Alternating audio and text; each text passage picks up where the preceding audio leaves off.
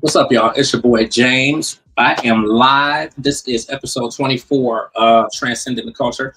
I am waiting for my co-host to pop in at any moment. We got a really good show in store for you guys tonight. Two guests who are going to be popping on from. I'm sorry, just closing that out. I got two guests that are going to be coming on from Gospel Me Symphony. That is down in Akron, Ohio. If you guys are down in that area, then I'm quite sure that you do know what I'm talking about. And these two guests, they were actually scheduled a couple weeks ago, and emergency came up. We got them rescheduled, so they're going to be coming on tonight. Also, a few other things we're going to talk about. Definitely the trending topics. Cat will be popping in at any moment, and we are going to kind of open the bag up on this Nicki Minaj and Meg Thee Stallion stuff that's going on. We all got our own different opinions about that stuff going on. Plus, there's some other things going on out there, trending topic wise, that we're going to talk about. And then I'll definitely be talking about a number of things, just kind of catching up to some things. UG Digital Magazine. It has been a little bit since we put an issue out. So we actually have a really big thing going on now, which is actually going to be launching live on February 5th. So we have some covers that we're going to put out on Friday. So 2 days away. We're going to be putting these covers out, and definitely some new stuff coming up. So I'm really excited about that. I think you guys are going to be really excited about it as well. And just a whole lot of other stuff going on. Some stuff going on with the entertainment plug. Looks like Tiffany is popping in right there. Tiff.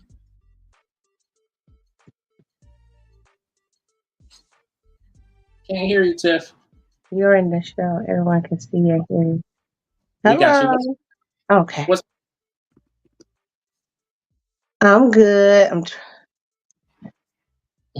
You're in the show. Everyone can see. Okay. So why can I?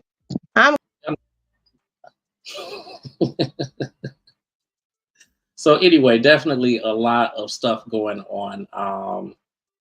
Really excited about this stuff. As everybody knows, or everybody who has been following me for some time, everybody knows UG Digital Magazine. This is year number 10 for UG Digital Magazine, also known to most as Urban Grandstand Digital. So we have been out there for 10 years. Definitely a lot has transpired over that time. A lot of different issues, a lot of different articles, a lot of different features, so many people who have been involved with that. So it's kind of I guess a relaunching a little bit, but we really haven't gone anywhere. But that's gonna be coming out. Listen, Tiff is you good? I guess so. I cannot enlarge I'm on my phone, so I may have to transfer to the computer. Listen, This is ridiculous. we ain't gotta worry about it. Just say hello to the people. Let's do the Hi, show everybody. after 8. What's going on? No, worry about my girl. Oh, she gonna be all right. She gonna pop in when she can. She know we got her. It's all good. So what's up? Yep. What's been happening since last week? Oh, we're still recovering from the surgery. Okay, how you Yeah, feeling? I'm a little sore. I'm good though. Okay. I'm just sore. So now that I have my post-op appointment, and I may have to transfer to my computer because even with wearing glasses, I can't see. But it's 46 done arisen. But he basically just said that I was in surgery longer than they expected me to be, but just to continue using my arm and I'll be good. So Yeah. out of that, I got to keep it pushing. I got to keep it going. I can't be sitting around here and not making money. I'm trying to tell you. Listen. Man, listen here, being in the bed, I bet I don't. Now, if you would have called me about 10 years ago, I'd be like, nah, not today, buddy. Listen, no, you wouldn't. I think it's something in our blood. Like I think it's something in our blood. Like when we have stuff going on, or like surgeries, or sick, or like we be down for a minute because Yeah. I mean that's just like with the lupus flare. Like that washed January all out. Like when I really think about it, I ain't did shit for the whole month. Like Right. that really it really had me sitting for about a month. Today the 31st.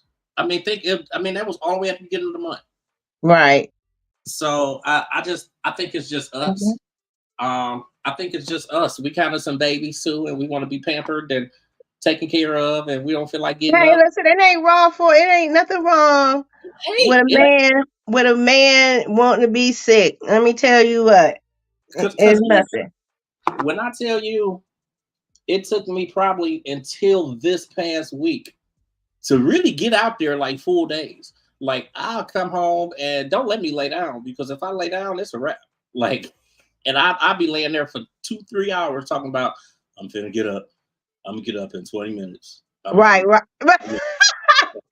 2 hours being passed, and I'm sitting here watching The Breakfast Club, or I'm watching I some can't, shit. and you know what, cuz I cannot do that. Like I just cannot.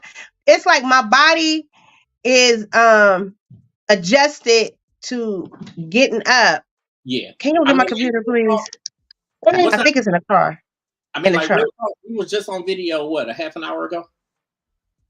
About 45 minutes ago, and I was like, okay, I'm sending stuff over to you. I was sitting. I ain't gonna say where I was sitting at because I ain't got no business being there. And I went to the trainer today. But just the point is, 45 minutes ago, we was on video. I came to the house. I got all that shit sent over. I laid down. I swear for God, 7:57. I'm like, shit. I gotta get up and get on here. Yeah, Like look in the trunk. I'm like, Ooh, it's, I thought I was on mute. My bad, y'all. it's all good. It's all good. But Yeah, but when you get sick, it just tears you up. It just yeah. seriously tear you up. And you know, I had my friend was with me when I had during my recovery, the blessings. I mean, and but at the end of the day, man, I can't.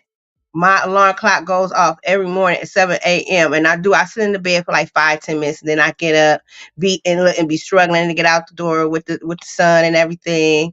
But man, who gonna pay the bills, bruh? I Who gonna know. pay the bills? Who gonna And pay that's the bills? like if it wasn't for it being the end of the month and the house is due and all that stuff, I'd probably still be laying in the bed all day, every day, because I was comfortable. Like I'm Yeah, good. I gotta get back Like at it tomorrow. Get back at it I tomorrow. Work, and I'm comfortable. I don't need to get up and get out there. I'll be all right. I don't need no mhm. rush. I'm And it's good. like, because it's so funny because I have a job, but it's Yeah, like, I like to look good. I like clothes. I like, the sun needs stuff. So, I hustle. I'll do a lift. I'm actually was thinking about getting another job. 2 jobs in a lift. listen, I That's how I don't know. And like you said, it got to be in our blood because I can't sit down. right. Nah, listen. When I tell you I get it, I absolutely get it because I kind of been there. Hey, everybody, just to kind of cut in again, I just want to say welcome to Transcending the Culture. Be sure that you like, subscribe, comment, and share.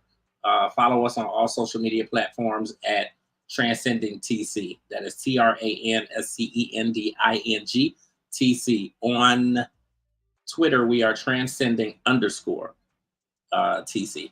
So make sure that you guys follow us. And again, like, subscribe, share, comment, follow, kind of do all that jazz. We are thankful to you guys, definitely dependent on you guys, for the follows, for the likes. Definitely, throw some comments in there if you got some comments. And of course, when our guests come on tonight, you can, put your comments in there, put your questions in there, and we'll make sure that we get those out. We definitely want to thank you guys for following us for as long as you have. Obviously we are on episode 24 now, so that's really, really dope.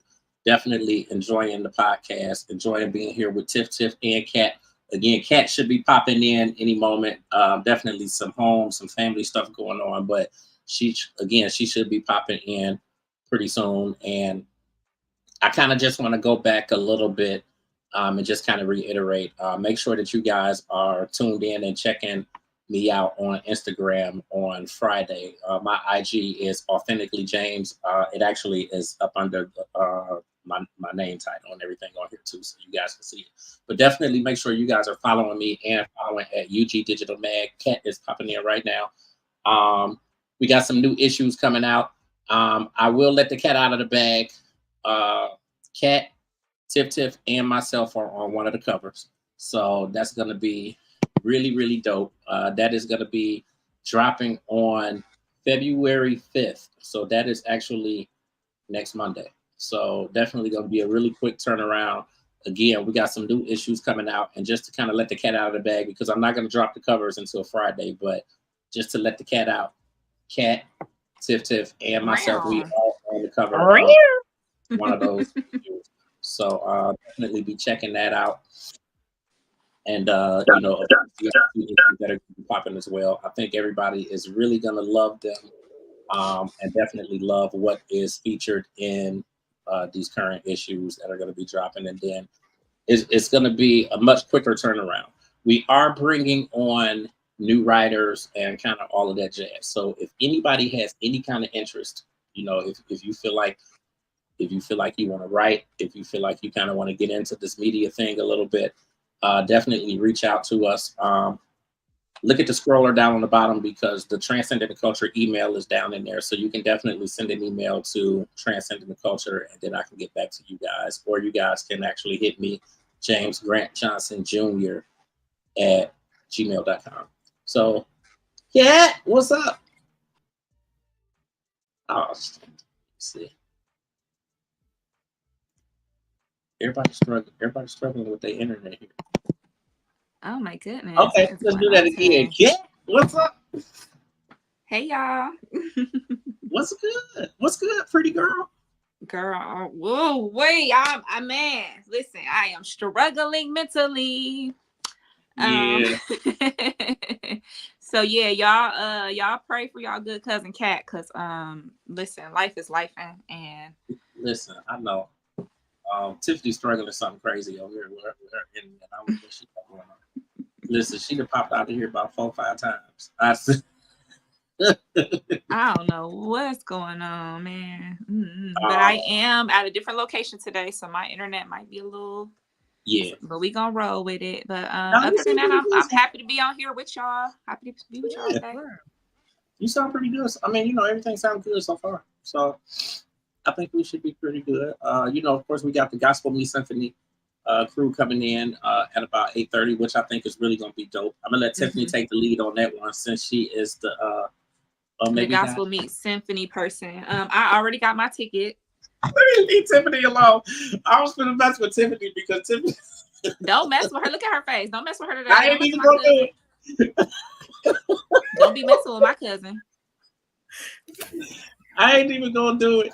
And I know the people don't know what the hell I'm talking about. They probably like, what is he talking about? I ain't saying nothing. It's all good, but they gonna pop in. They gonna pop in with us. They should be backstage. I don't know why he's doing that. Yeah, they should be backstage probably about 8:25 or so. It's interesting. I want to give a shout out to Todrick Hall, and I know I've been talking to y'all about Todrick Hall possibly coming on the podcast. Right. It's been a lot going on schedule wise and whatnot, and we've kind of gone back a couple times, and I was thinking that he might be able to come on with us tonight also, but not tonight. But I'm believing that it will be really soon though. I am really excited about Todrick. I used to watch him in his YouTube days when he used to do covers and original music and stuff like that. So seeing him go from that to just taking off, I'm so proud. So that's somebody I would definitely like to talk to, because I've been a long time fan. Yeah, like I mean, obviously he's had a number of projects out. He's got hundreds of videos on YouTube, because he's been on YouTube since like 05, 06. Mm-hmm. He was he was like one of the OGs. Yeah, he's done some work with Fantasia, and of course, I'm not gonna say obviously, but he was part of the Broadway, The Color Purple before. Yeah. So, right. Yeah. Yeah, and I mean he's done so much other stuff too, like Broadway wise. He's done Broadway. He's done a lot of I forget what he was a judge on one of the shows. He was a judge on RuPaul's Drag Race. Yes. I'm like, it's one of the shows that I watch because I remember loving him on there.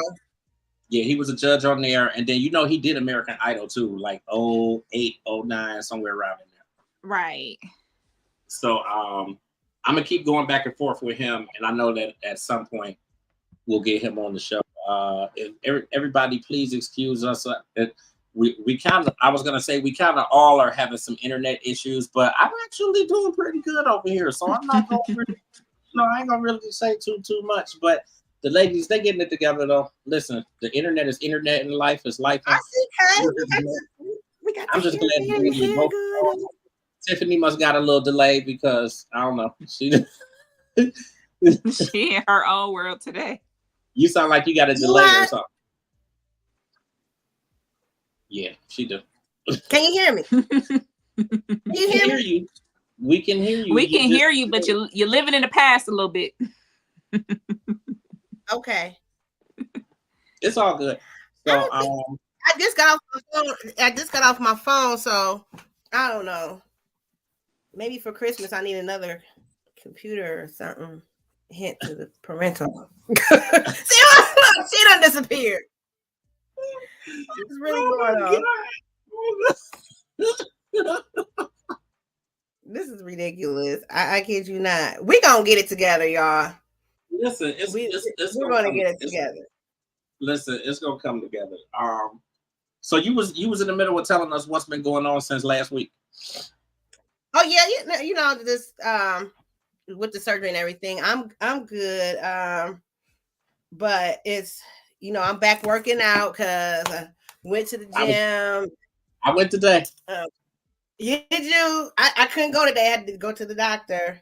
Yeah. So everything turned out great. It's just that when I went on Monday, I didn't do much of the weights at all because this is still sore. So the doctor was like, "Well, just take little by little." So I'm like, "All right." So, but it just hurts, when I drive and it gets sore and stuff. So he said it's definitely some inflammation there. But I can't take ibuprofen. But other than that, I'll be all right. I ain't complaining. The hell, how many surgeries I had?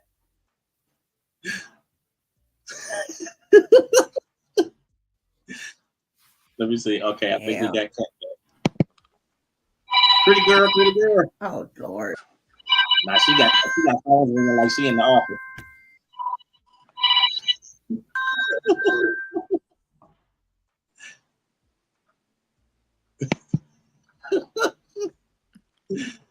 I know everybody like, what the hell? Uh-oh. I cannot. I cannot. I don't know. It's all good. So tell us a little bit of what's been going on with you, Kat, over the last wait week. a minute, because when it kicks her off, it kicks me off. You say what? That's what I'm saying. I don't see James no more. Huh? You don't?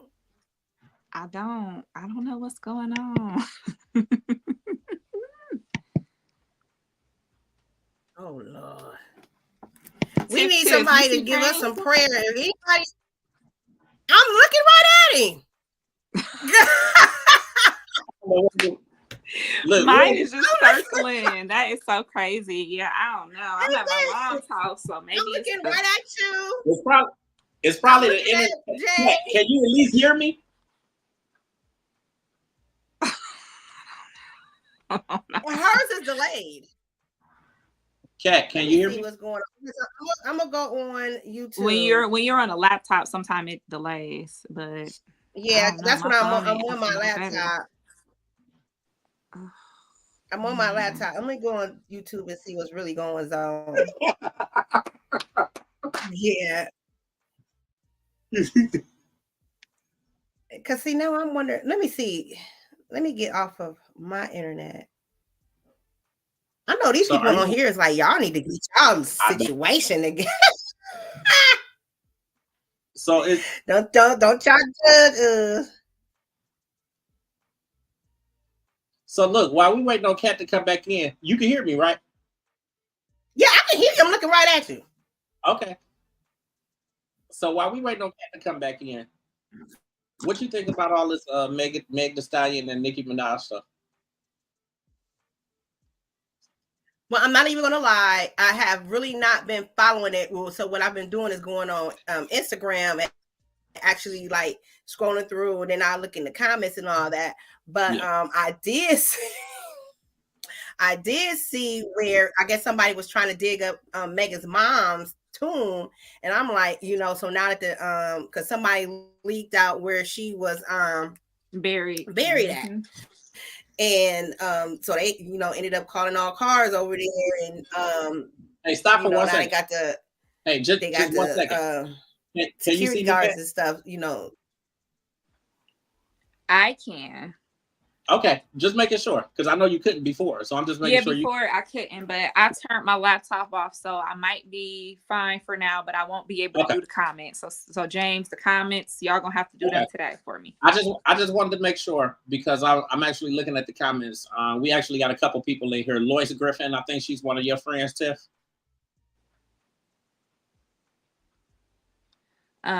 But yeah, I wanted to get into the Meg Stallion Nicki because I got this, I'll be having a scoop on what happened. Who James? So what's up? Oh, Lois. So what's up? Hey, here I'm singing it. Hey, Lois. Hey, that's Carolyn. Her name is Carolyn. She's a soprano. She sits behind Kathy. That's my girl. That's she's a breast cancer survivor as well. Okay, so go ahead, Kat. So somebody in here thirsty for the topic. This all kind of stems from the Cardi B Nicki versus Nicki thing. Nicki kind of is doing what she accused Little Kim of, which was not bringing her in and showing her love and being in competition with the new girls. They was doing songs with her, but yet she was acting funny toward them, sending shots. So Nicki was mad that Megan did WAP with Cardi B, and WAP took off. WAP was everywhere. It was on Michelle Obama's must listen to list. Like it was the biggest song of the year. So she was very upset about that because they had, keep in mind, her and Megan just did Hot Girl Summer. So WAP kind of overshadowed Hot Girl Summer with Nicki. So ever since then, Nicki has been throwing shots. And I don't know if the song I played for you over the Luma D beat. Okay, yeah. I like that song. And she says in the song, I have what is it? Ruby Red Sleeves or Red Ruby Red the Sleeves or Red Ruby Red the Sleeves. So on Ruby Red the Sleeves and on her Everybody, that song, she has said on those songs, I haven't F with horses since Christopher Reeves. Okay, now, if anybody knows about the 90s, actor Christopher Reeves had got kicked in the head by a horse and been paralyzed. Right. So that was her saying she don't F with horses, which is what is Megan's name, the Stallion. So she been putting that in songs. I ain't F with horses since Christopher Reeves, but nobody knew who she was talking about. But Meg knew, you're being funny. And she kept calling her Bigfoot. Every time she was on her Queen radio, she was saying Bigfoot this, Bigfoot that. Nobody knew. Nicki the type that throw rocks and hide her hand. She also said, stay in your Tory lanes and get up on your good foot. Yeah. So these are all things that she was saying for about a year. And Megan was just eating it. So then when Megan came back on her song Hiss, and she said, don't be mad at Megan, y'all mad at Megan's Law. And so Megan's Law is the law that requires sex offenders to report when they move addresses. And as we know, Nicki Minaj's husband, Kenneth Petty, is a sex offender. Right. Oh, shoot. Okay, there she goes. That's what I see. Yeah. What the? So go ahead. So that's what it was. Can you throwing shots, and Meg finally threw a shot back. And when it come to Nicki's husband, she don't play them games. So ever since then, she's been going on a rampage. She wasn't asleep for a whole 24 hours, and then she ended up coming with her rebuttal diss record, which was Bigfoot. and they both are neck and neck. They both 1 and 2 on the charts. They both have big openings. I last I seen, Hiss was charting a little bit better than Bigfoot. Yeah. But ever since then, she said she's lied on her dead mama. You could F Megan Raw. That's what she said. Y'all mad? Ain't no Megan's Law. And she just basically aired out everything that we've pretty much kind of heard about Megan. But the thing about Nicki's fans, the Barbs, are delusional. So they're doxing people, which is they're telling people, like, if, like, say we made a video talking against Nicki, they would put our government, our address, our phone numbers, everything. People are getting fired from their jobs for speaking about Nicki Minaj. And so that's where Megan's mom comes in, because Nicki and some of her fans, Nicki shared a retweet with the address of Megan's mom's burial site. Damn.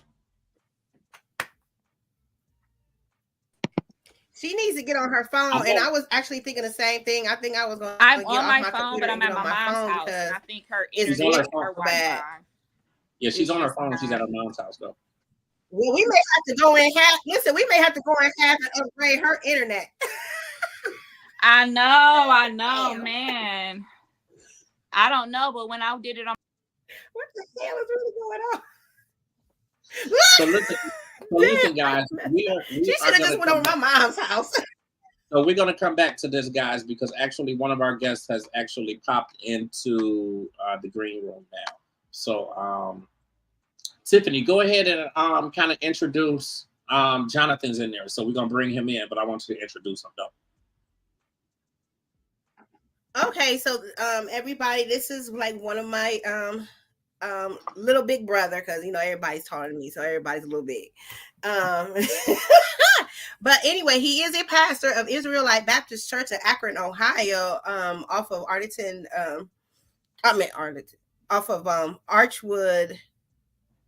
Archwood Avenue.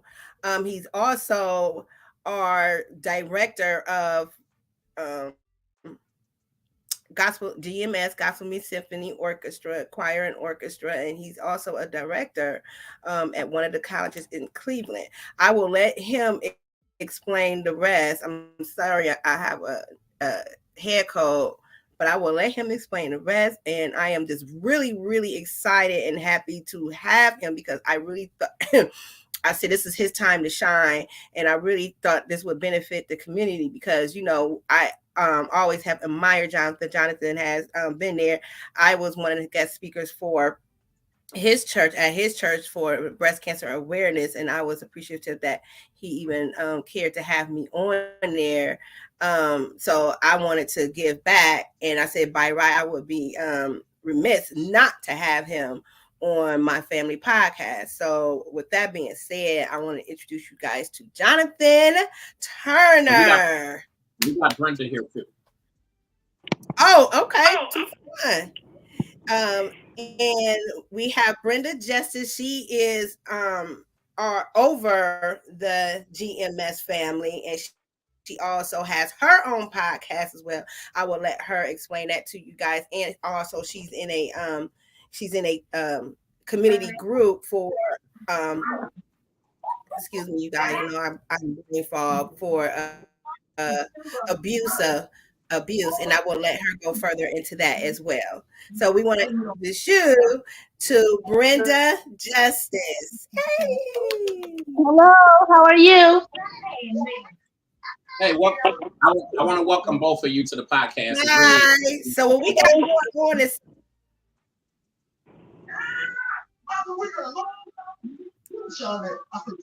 go ahead, Tiff. Hi, Jonathan. Hey, y'all. Hi, Jonathan. Hi, Brenda. Thank you, guys. Now, How are you? Are you two coming on video or? No, we're not.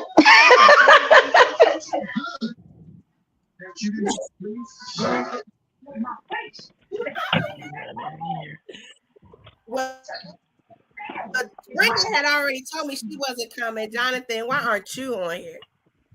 Listen, give me a second. I'm walking in my office. He's talking. But hello? Can you hear me?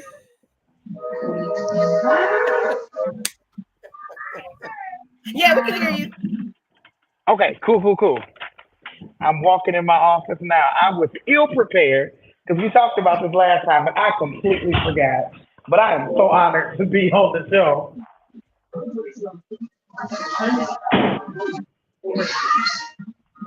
Go in there, find it. Go ahead, take the lead, Tiff.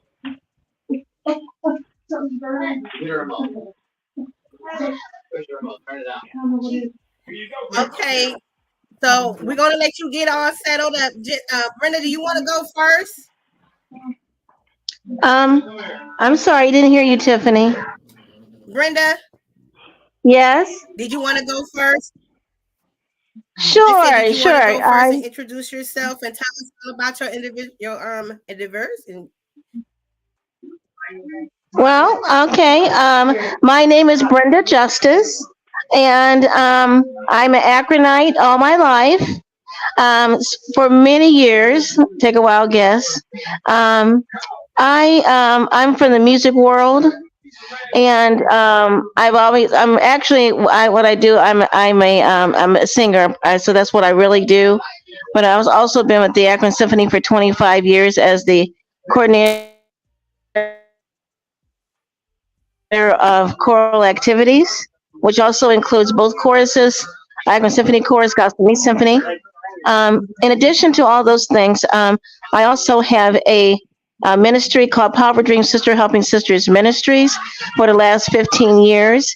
We are advocates against domestic violence as an awareness. And that's what we do. We do it in every aspect.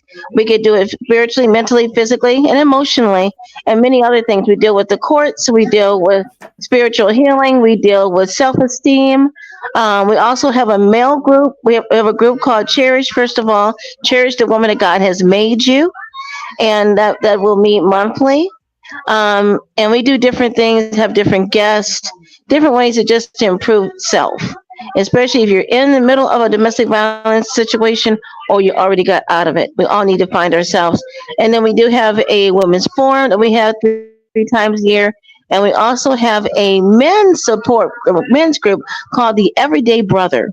And the Everyday Brother is for those who have been abused and those who are abusers, because we have to look at both aspects, and we want everybody to have an open ear when they talk about a domestic violence, because there's always two sides to the story. There's your side, another person's side, and there's the truth. So we always have to be able to have an open ear to hear those things. And then we also have special things like domestic violence workshops, and we have fundraisers as well. We just got done with our biggest fundraiser, our Black Tie fundraiser that we had in December 2nd, and that was a wonderful event, and it was a nice justification. If anybody wants to come next year, it's December 7th on a Saturday. So please look forward looking on our Facebook page and so forth, and get in contact with us. But that is basically what I'm about right now, besides being a performer.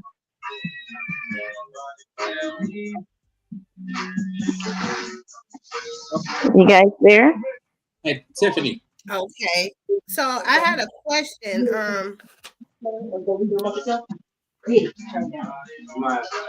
Yes. What did you say? No, I'm I was sorry. just waiting. I think Tiffany may have a delay. No, my computer is super quick. I'm just I'm gonna see if I can switch. Let me see if I can switch on my phone. Okay, I'm gonna let Tiffany sorry, get that together. I love everything that you just talked about, Brenda. I think the program is amazing, and obviously is definitely good for the community. Like, how long has this program actually been running? It's been 15 years. Okay, so it's been running for 15 years, and you said you guys just did a fundraiser back in December. Yeah, we had our 5th annual Black Tie Dinner fundraiser. It's one of our biggest fundraisers that we have, and we celebrated every first Sunday of December. Okay, I think that's pretty awesome. And then Jonathan, tell us a little bit about yourself. Hey, y'all. First of all, thank you again for this opportunity to be on tonight. I am Jonathan Turner. I wear a number of hats. I am the senior pastor at Israelite Baptist Church here in Akron. I'm the director of choral activities at Lutheran High School East in Cleveland Heights. I'm on the voice faculty at Cleveland Institute of Music. Okay. I'm on the faculty of Youngstown State University. Okay. And So you're all over the place. All over the place. All I do is put miles on my car. Well, I see why we caught you running in the door. Listen, okay, story of my life. And I have a nonprofit here in the city called the Urban Choral Initiative that takes young inner city kiddos that don't have access or resources to get formal music training and give them that for free or at a nominal cost. Thanks That's to amazing. generous givers, grant writing, and all that kind of good stuff. Okay. And so, yeah, a lot of our programming happens in the summer, obviously because of my hectic schedule during the academic year. But yeah, that's who I am. And of course, the chorus master for Gospel Me Symphony the past 4 years, but this is my 15th year with the symphony organization as a whole. Okay, so we're definitely going to talk a little bit more about Gospel Me Symphony. I know Tiffany's kind of getting her internet and everything together. Kind of give us an idea of how you got into all of this, because you know, obviously your hand is in so many different pots. So like, how did you kind of start getting involved, and what came first and then next? And yeah, so my aunt, who was an integral part of my life early on, was a pastor. She was a musician. She was kind of a Renaissance woman. She did it all. And yeah, 1000%. Minus the oxtails, right? Okay. So she was just that woman, and I must say that I believe much of who I am today is because of her, and her examples and her teaching. Like, I wasn't thinking about the music. My parents aren't musical. My siblings aren't really musical, so it's kind of just me, which is cool. But you know, living in the household and just kind of learning and watching and being surrounded by that every day on the spiritual side and on the musical side has shaped who I am today. So I kind of got into music slowly but certainly, slowly started singing. You know, young teenage boy, my voice was changing. I ain't trying to sing. You know, that's not cool. That's not, you know. But it slowly just kind of happened. And then, of course, I was playing piano for church because you didn't have a choice. You're going to do something. And that was just kind of what I did. And that slowly morphed into something where I got pulled into my band program in middle school and high school. And then it just kind of started developing. God placed a lot of great mentors around me to kind of help shape that gift. And much of what I do now in this part of my career is trying to give that back to the younger version of me who didn't have a me. To the me I wish I had, I try to be to some other young man or young woman to kind of navigate this space. Like, let's talk a little bit about balance. You know, obviously, just because you have your hand in so many different pots, like how do you feel like that kind of affects your everyday life?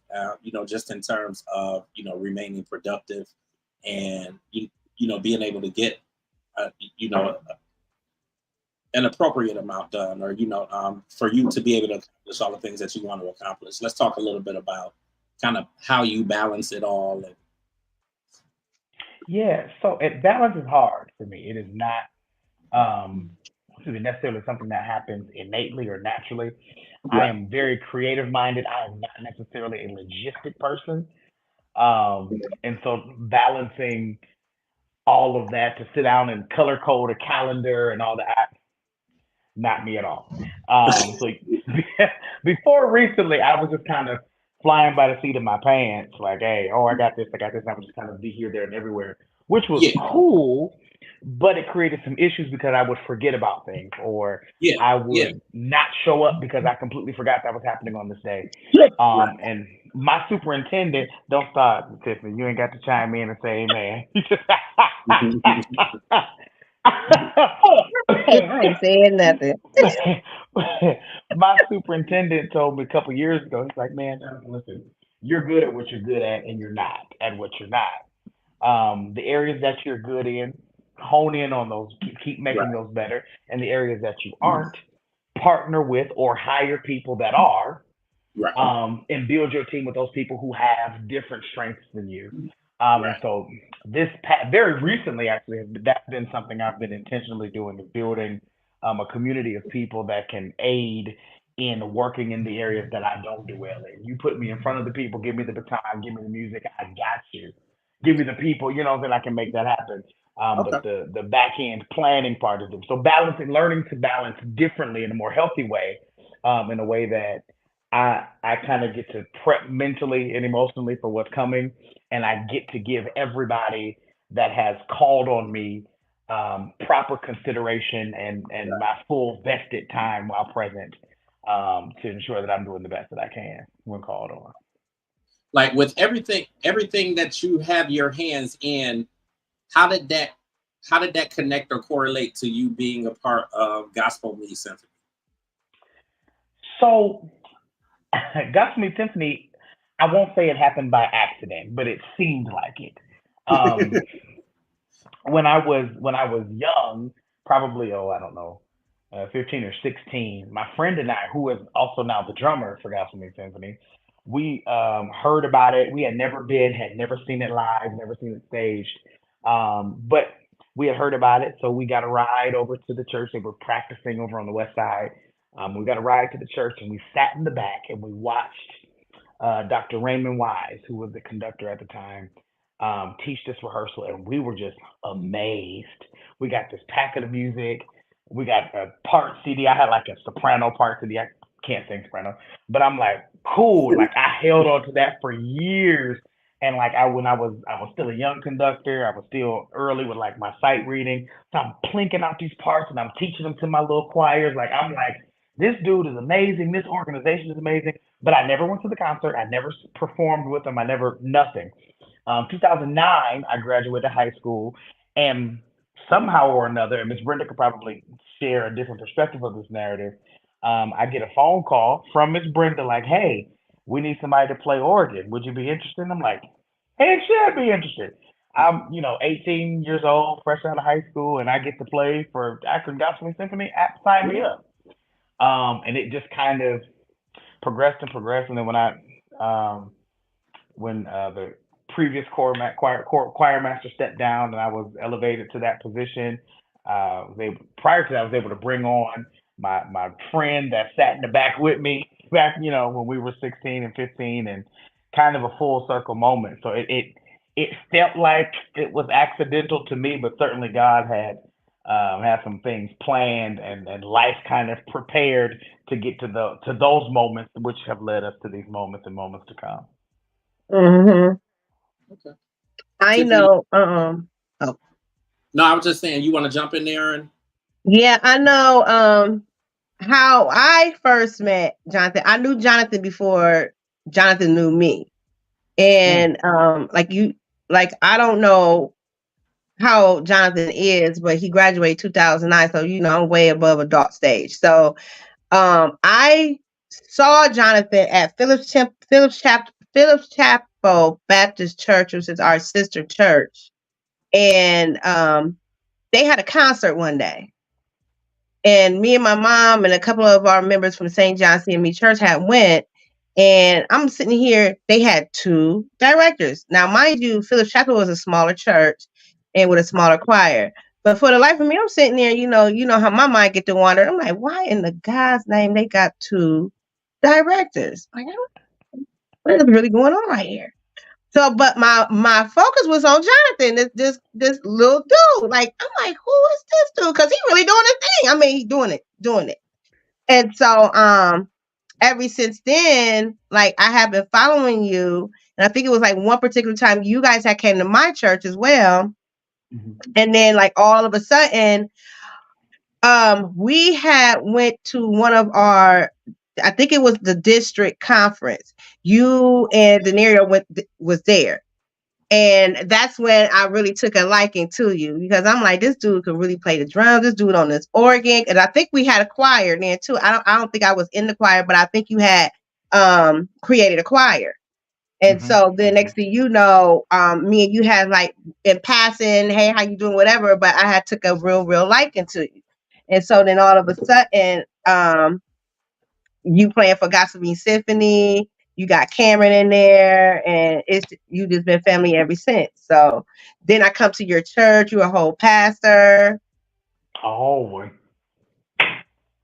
Yeah. So I was just one thing I wanted to ask you, Jonathan, like what called you to the ministry of pastoring? Also, what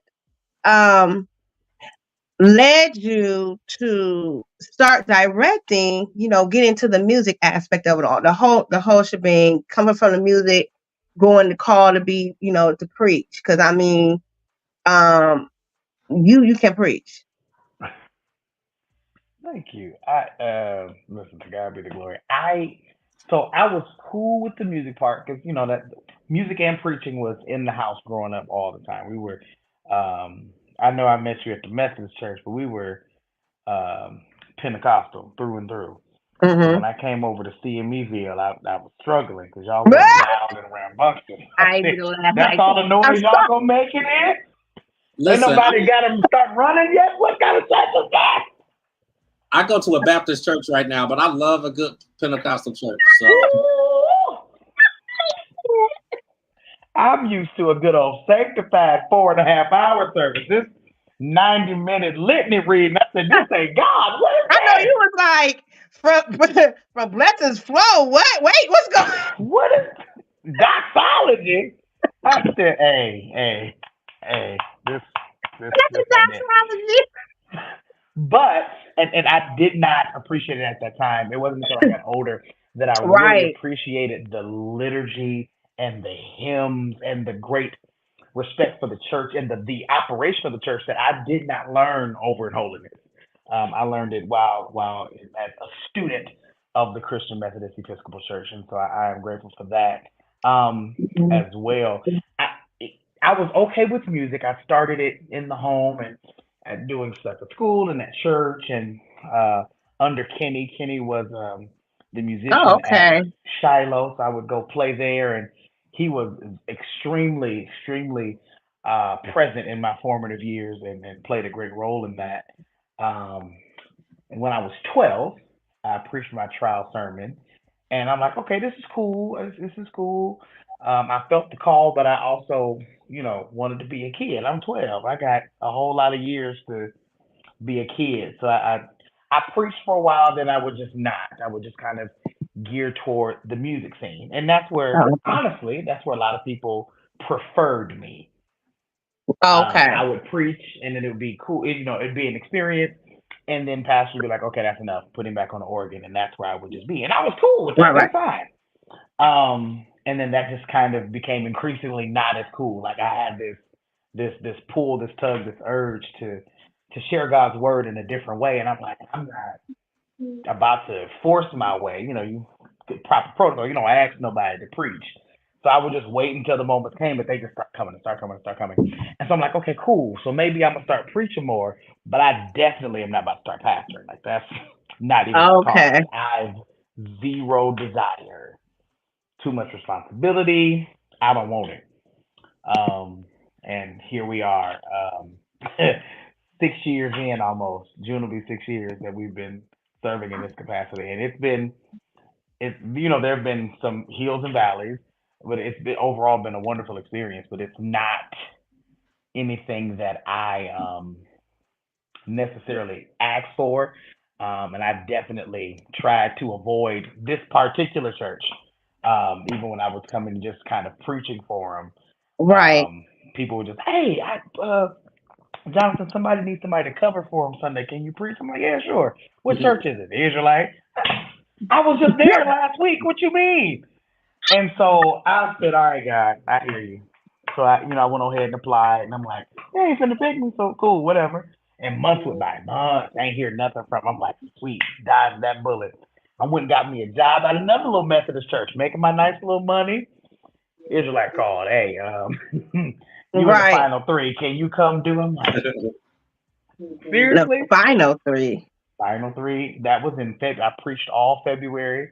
I preached, taught Bible study in Sunday school all February, and then I Okay. was out March, April. They voted the second Sunday in May, and that next day they called me, um, and the rest is history.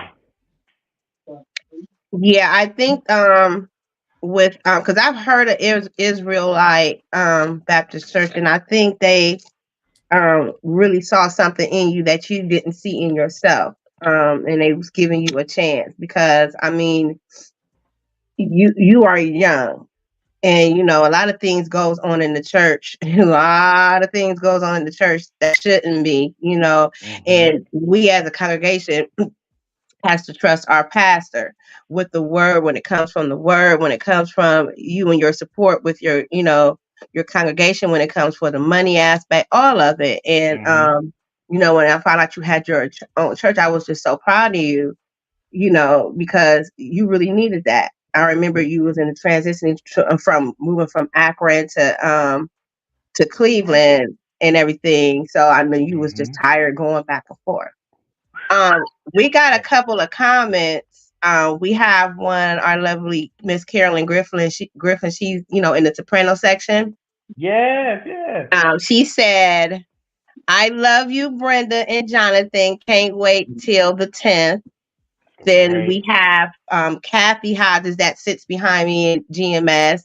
That's my cousin, which is Katasha. She's not on. She's having difficulties with her computer. She said, "Yes, he can. Preach, he sang, and direct. He is amazing and makes it so enjoyable." I love Miss Cat. I And love her so much. and then my mom said, "Amen, Jonathan. Yes, Amen." Diane. I love her. So Brenda, I also wanted to ask you the power of a dream because I am actually a domestic violence um I'm gonna say survivor for real. You know, like you said, it's two sides to every story. It's an action to a reaction, and no two people shouldn't be putting their hands on each other by far. I have always been interested in the power of a dream. I remember meeting Brenda. This is how I met Brenda. We had some kind of program going on at our church, and I think I literally might have just got out of the relationship. Um, and I think I think the program might have had something to do with, I can't remember offhand, but I went to the bathroom. She came in the bathroom. Not, I don't know her. She ain't know me. And she told me, she said, "I want to talk to you." And she just got, and I can't remember offhand what the conversation was, but she knew that I was in an abusive relationship. She knew, and I don't know if she had talked to my mom, but she was telling me her story. I remember crying and everything. And I can't remember if you had the power of a dream at that time, but I know I was still mentally trying to process everything, trying to get, you know, myself together. And I'm really glad to hear. And one thing really stuck out you said, and I didn't know, is that you have a program for abusers. Now that's something that you don't hear every day. Yeah. So what how did you even get started, or who persuaded you to start this program up? Because this is a really big thing for people out here in the community and in the world, and too bad they don't have such of a program like that, you know, out of Ohio. They probably do, but like the first time hearing about having one for the abuser. Oh, okay. Well, you know what? It was all by coincidence, but nothing is coincidence. That's what I always say. God always has a reason for everything he does. Um, I was in Akron Symphony chorus rehearsal, and I overheard, being nosy, I overheard them talking. And, you know, and they were talking about somebody had, they were having a fundraiser for somebody who had who had gone through some domestic violence, and um, she actually ended up killing her husband. Oh no.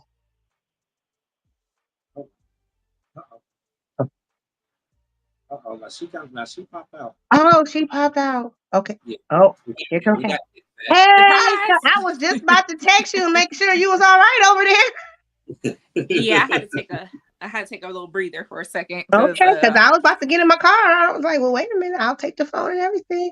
Well, Brenda, I was trying to come get me. I had asked Brenda the question about she has a program called The Power of a Dream. And so I was asking her, how did she get started? You know, because she was talking about how different programs, she has different programs. And one of the programs is she actually had one for the abusers as well. So I was asking her about that, and she was actually talking, and then she popped out.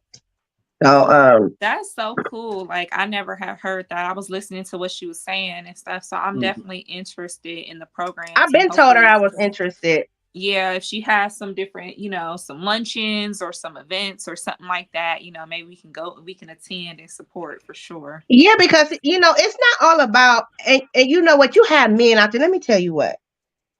So many men, and people do not know this, y'all, have post-traumatic stress from women talking to them crazy, beating on them or whatever, and they don't know who to go to. They really don't. They do not know who to go to. Embarrassed. But they have like that one special person that they can kind of relate and talk to about it, which is cool. But I'm telling you, they're not gonna be able to be in another relationship, or with the significant other, with their parents, or with their kids, or whatever, without all of that coming out. You know what I'm saying? It's like everybody in this world need help. They need help. And the thing about it is, like, hurt people. So people that were abuse people, and they get in those cycles and things. And you may have been so abused that now you turn into the abuser because you're tired of it. It just is something that I really appreciate her having that program, because it's something that needs to be addressed, especially in our community. I think, I think especially it's just getting to be Absolutely. A lot. I'm hearing all these different stories about these domestic situations, and I feel for them. I've been through certain situations like that myself. So definitely want to hear some more information about that. Thank you so much. Let's see. She said, I'm a cancer survivor, domestic violence survivor, and my son was murdered and a survivor of that violence. The good news is trouble don't last always, with God's love. Yes, true. That is so true. Yes. With God's love can heal anything, and so I'm sorry for the things that you have went through. And hopefully us survivors and people of this community can support each other. Many times abusers feel abuse is the norm. Yes. Sometimes people they feel like that abuse is the norm, and that you have to deal with it, or they have to keep perpetrating it. It is not normal. Yeah. Definitely. Thank you for the comments, everybody. Brenda, did you want to hop back in and give us some more information about it? Yes, I'm so sorry, but I just wanted to say that the lady that I ended up being a supporter of her from March all the way into September.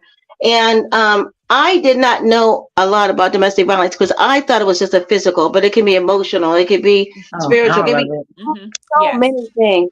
And we just keep on adding on and on and on as time goes on, and not even realizing that, and being ashamed of what we can add on.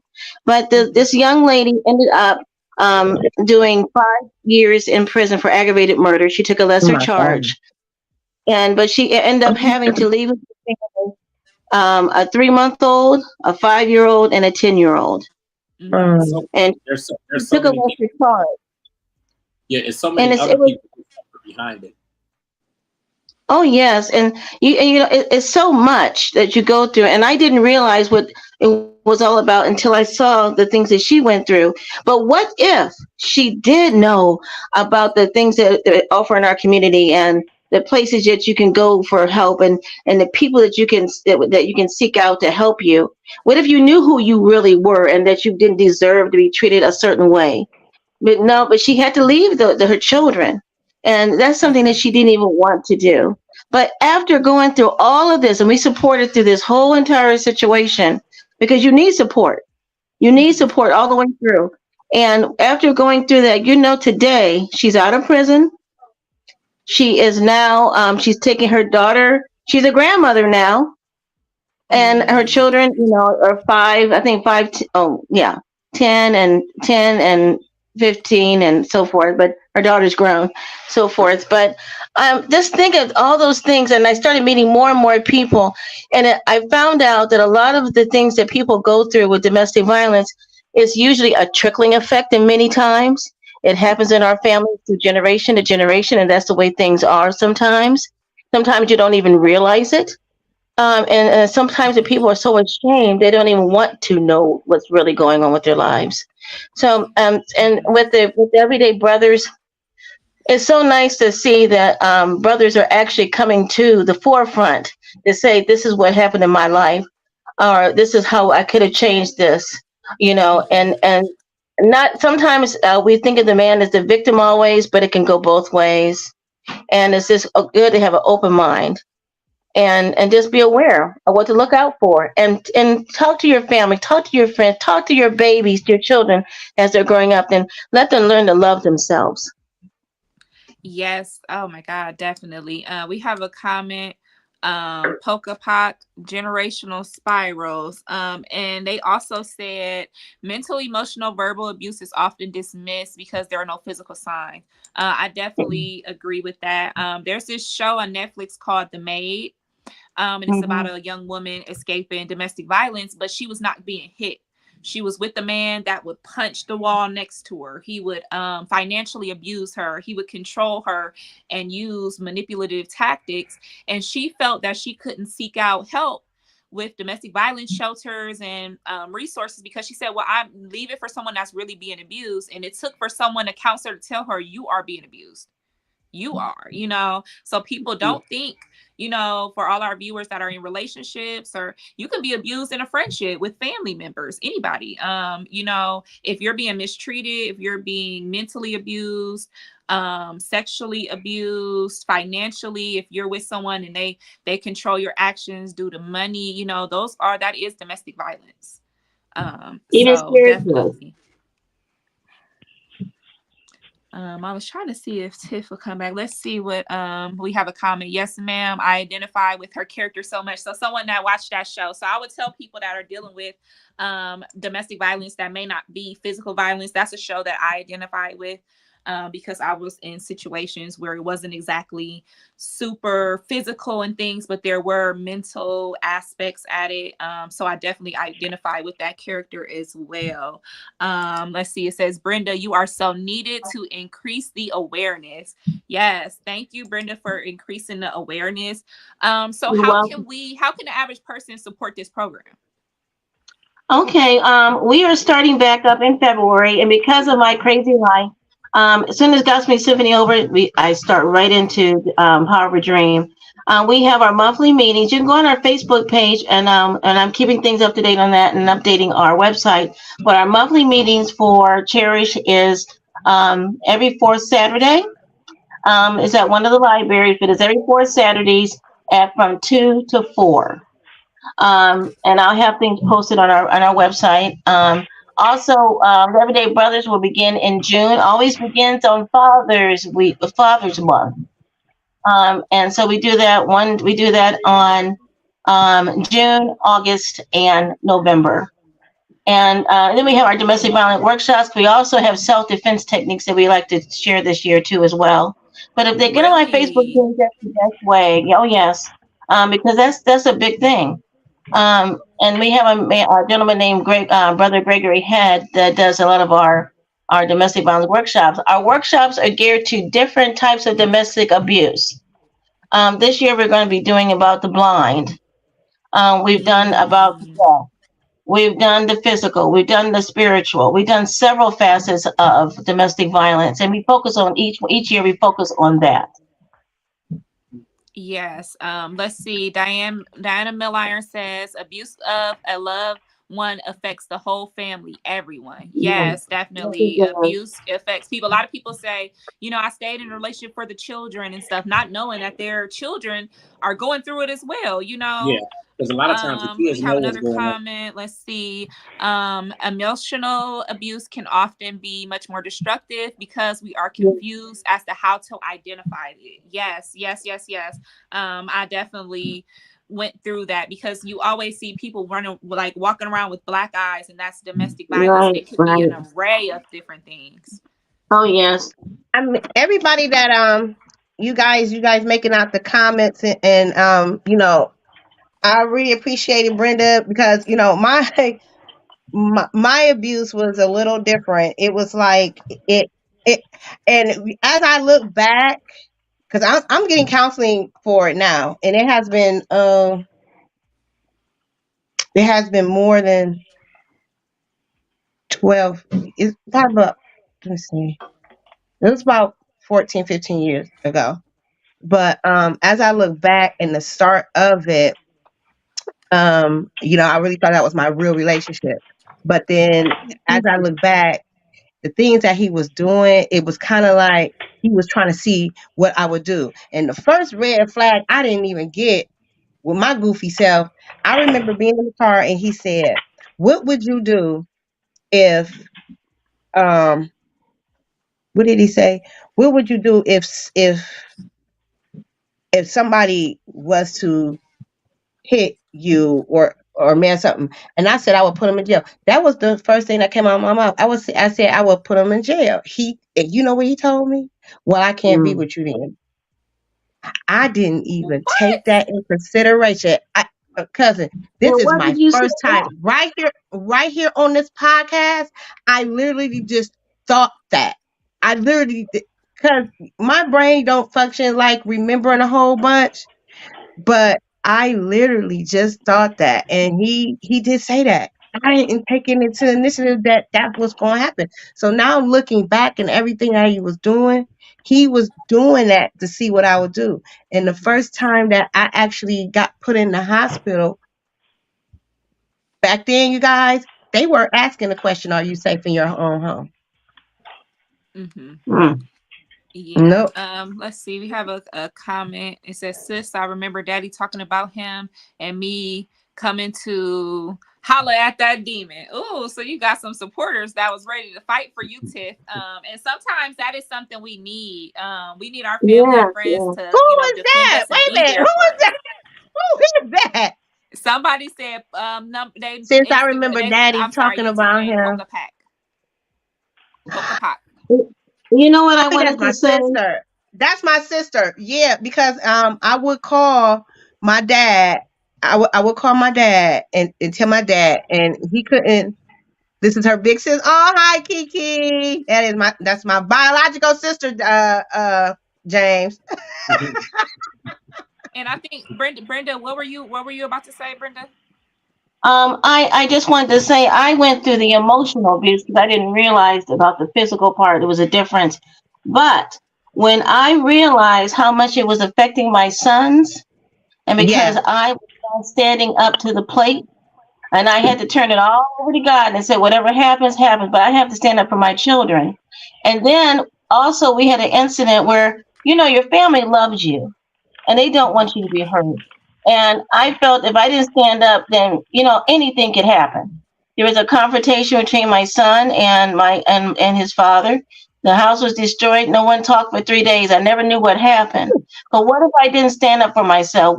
Somebody could have been in jail. Right. Somebody could have been killed. And then also we had another incident where some people in my family tried to kidnap him. So What? yes, it was one of those incidents, but they loved me. They said we're tired of you taking advantage of take advantage of her. I'll put it that way. And they said you're going to stop this, and they pretty much told him what he was going to do, what was going to happen. And I don't want my family to go through anything like that. I had to stand up for myself and trust God and keep things going. And that's why. And the last thing I was going to say, Maya Angelou said, if somebody says something, believe what they say. Oh, really, because a lot of times they'll tell you what they're going to do before they do it. They'll hint at it, or they'll put it under playing. Or I definitely dealt with someone saying things in a playful manner, or I dealt with someone trying to desensitize violence by play fighting or, tussling and stuff like that. And I said, I don't like doing that. I don't like, people touching me or fighting with me, because that reminds me of, abuse I went through it previously. So, but I'm just playing. You're taking it seriously. And then every time it's harder, every time it's rougher, every time it's, it just gets to be like they want to desensitize you and make you feel that abuse is normal. And that is not. Nobody should be mistreating you. Like you said, they'll tell you, because he would joke with me and, you say that, I'm gonna slap you, or I'm gonna do this or whatever. And it turned to that action. So yeah, it is. They will tell you, if you really listen and use your discernment and really listen to what people say and feel it and trust in God, they'll tell you. He'll tell you. They'll tell on themselves before. So definitely, I agree with that. Yeah, it's when I've been trying to get with Brenda, because I wanted to get in, because I never healed. And and one part of me is like, I feel bad, because when you're in a relationship, and when you're in an abusive relationship, and you have others and like my sissy said, it affects the kids. It affected my son, and it affected my son to a way to where he resented me. I mean, for years and years and years and years. And my oldest son, he's not one to. He's quiet. You guys know Cameron. Cameron is quiet. And Cameron doesn't express himself a lot. He does not. And when he do, it's like, who you think you talking? Now it's like, who you think you talking to? Is you for real right now? You didn't just say that. But Cameron is the one that say what's on his. When he say it, he mean it, and he don't care whose feelings he hurt. When it comes to me, ain't nobody gonna hurt his mama. And this little one right here, ain't nobody gonna hurt his mama. I had people who was like, pack your bags, throw it outside. We gonna come get the bag, and then we gonna come get you later, and all this other stuff. I left twice and came back twice. I because see your sister said fam is gangster. So you see, I see your family got your back. My dad was on it. He was ready to come up here. I said, no, don't do that. But yeah, it really impacted Cameron a lot. But I said I wasn't going to do that again. But the thing is, when you're out of one relationship and trying to go into another relationship, and you haven't healed from that relationship, and you bring havoc on another relationship, that's really bad. And that's one thing I have learned. And I think about that all the time, because it's not that other person's fault by far. Right. By far. And now he or she has to go through the BS that you have brought into that. You know what I'm saying? And you may even become the abuser. You may be so ingrained in that cycle that you become the thing, just because you're just so addicted. I've been addicted to that cycle. You're so used to the cycle. Yeah. So it's like, we have a comment from Kathy Hodges.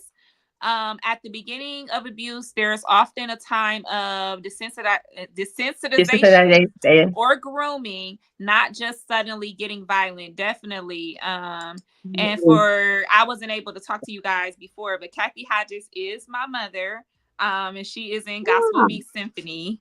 And I already have my ticket. So I will be in attendance, and I will be covering it for the podcast and letting everybody know how the show was. The last one I went to was 2021, I believe, maybe. Yeah, it was 2021, because I think it had got pushed back because of the pandemic. So it was in June. Yeah, it did. Yes.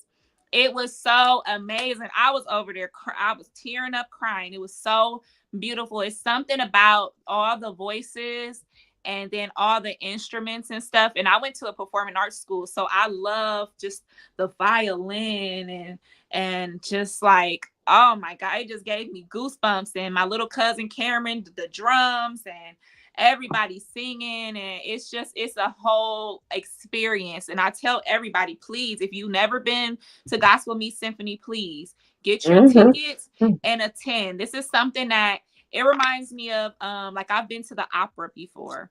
I've been to a symphony. I've been to these things. And it's just something that touches your soul, not only with the gospel and the words that we're speaking, but just the talent, the pure talent of everybody involved. So I'm very excited for the show. Now, Brenda. Go ahead, Brenda. No, you go ahead, because I was going to say something. You're going to say the same thing, but go ahead. We probably were. She has kind of didn't tell everybody that she is actually a professional opera singer. Oh. Honey, Brenda can throw some notes up there. Y'all just don't know. Oh my gosh, I love opera. That's something I wanted to do when I was younger. So please, Brenda, I'm all ears. What do you mean you're all ears? I want all the details. How did you get into opera? What is your favorite? Oh my goodness! Song that you like to sing? Is there? Oh yes, definitely. My mother heard me singing background to a Barry White song. And she said, "Oh, that sounds really nice. You have a nice voice." And then little by little, I was in the little glee club and stuff like that. My school it wasn't a big thing with music, but she went and she saw something in me and went and she had me get lessons at the University of Akron. So I started that when I was 16, and I just followed through with that. Went into college, went into majoring in voice performance, and it was something that I loved, and it's not very prominent with African Americans either, so sometimes you get a little hard way to go sometimes, but I had people like Leontine Price to look up to. I had a Jessie Norman to look up to. I had a Kathleen Battles to look up to.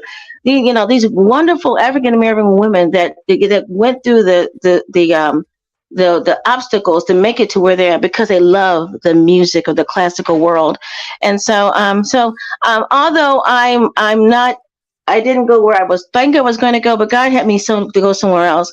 So I went to Akron Symphony, and that I still was able to perform throughout my time with the symphony. But one of my favorite songs is "Summertime" from Porgy and Bess. So that's my one of my favorites. And my favorite opera is The Marriage of Figaro. Do you have a favorite language that you lean toward? Like, I know some people like to sing the operas that are like in French or Italian or Italian. I love Italian. Yeah, because I can work with it. About the way the Italian sounds when people are performing the opera, that's just like, ooh. It's a wonderful world, and it takes you away from your world. Mm-hmm. It does. You know what I mean? It's something about the fine arts. It's something about fine arts that takes me out of it takes me from what I'm going through and what I'm thinking about or whatever, and it just takes me. So I love opera. I love classical music. That's why I really love Gospel Me Symphony, because it's just like bringing the voices with these beautiful instruments, and everyone puts in so much time and effort. Yes. And carefully curate these songs and the arrangement and stuff. So you guys really do it big over there. So I really am looking forward to this. And my mom, I've been getting a glimpse of it. I've been catching my mom practicing. So I got a little bit of a show, so I'm excited. I got a little insider. Can I tell you this will give you a little bit, because I don't know how much time we have, but until we're done. Yeah, we got a couple. Okay. But I have to say that I have had to work with many different directors and all types of people throughout this time with the symphony.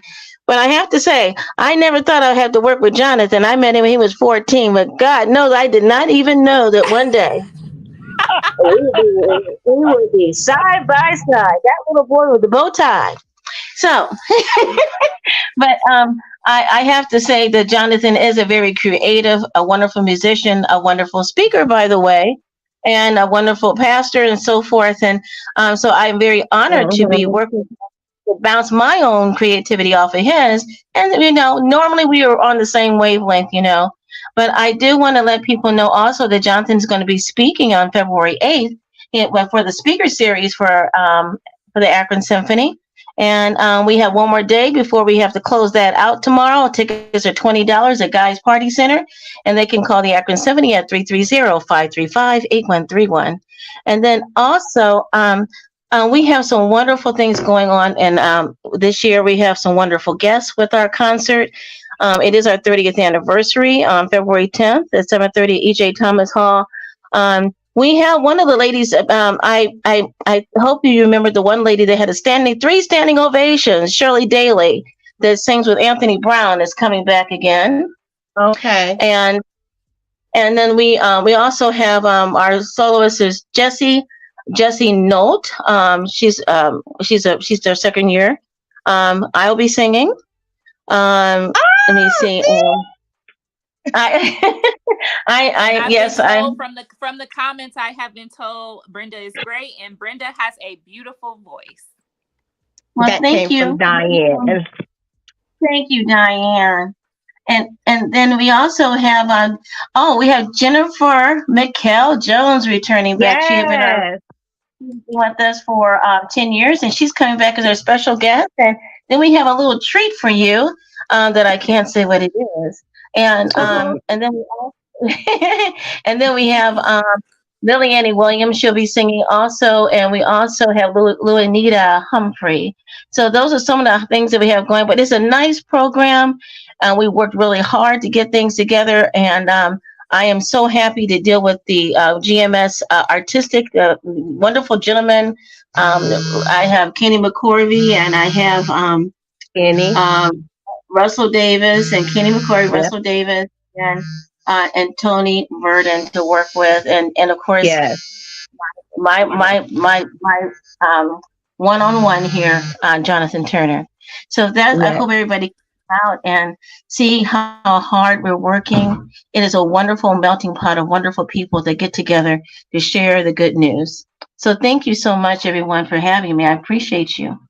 Absolutely. Thank you so much. I wasn't able to talk to and welcome Jonathan. I've met Jonathan a few times. He is friends with my sister, Katia Hill. And I also attended a wedding he officiated over two of my best friends, Shawnee and Troy, at his church.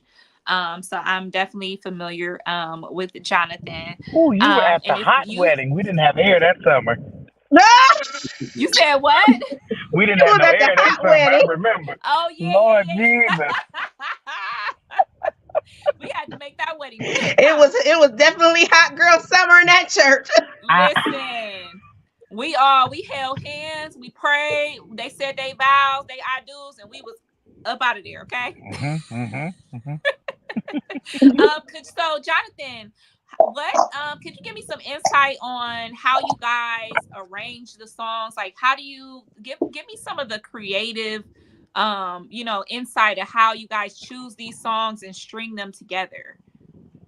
So it is probably the most painful part of my job. Oh yes, it is.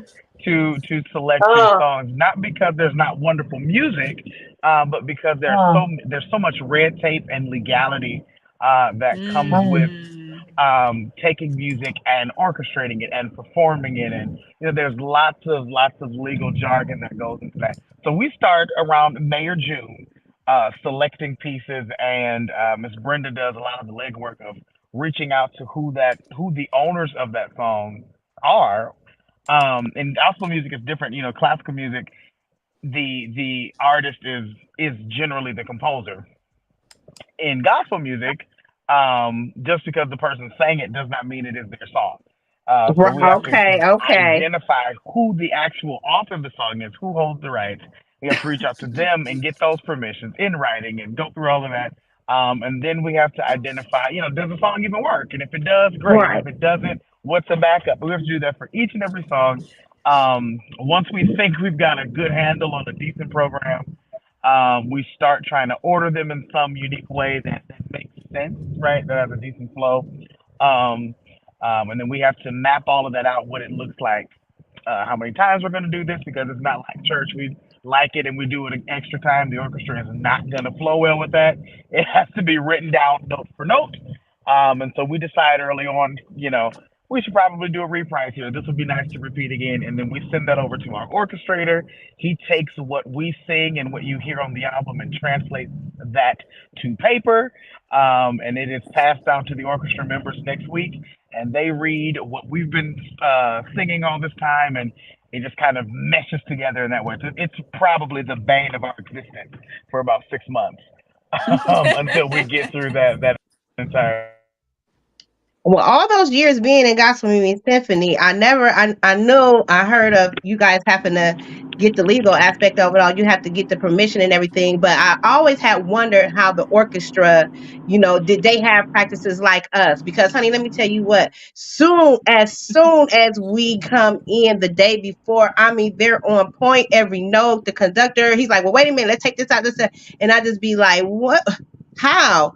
And so they get the music as well, and then they start practicing. Is that how it go, Jonathan? What happened?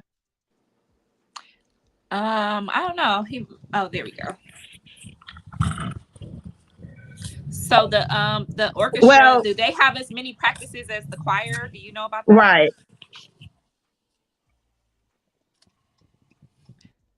I don't know. Okay.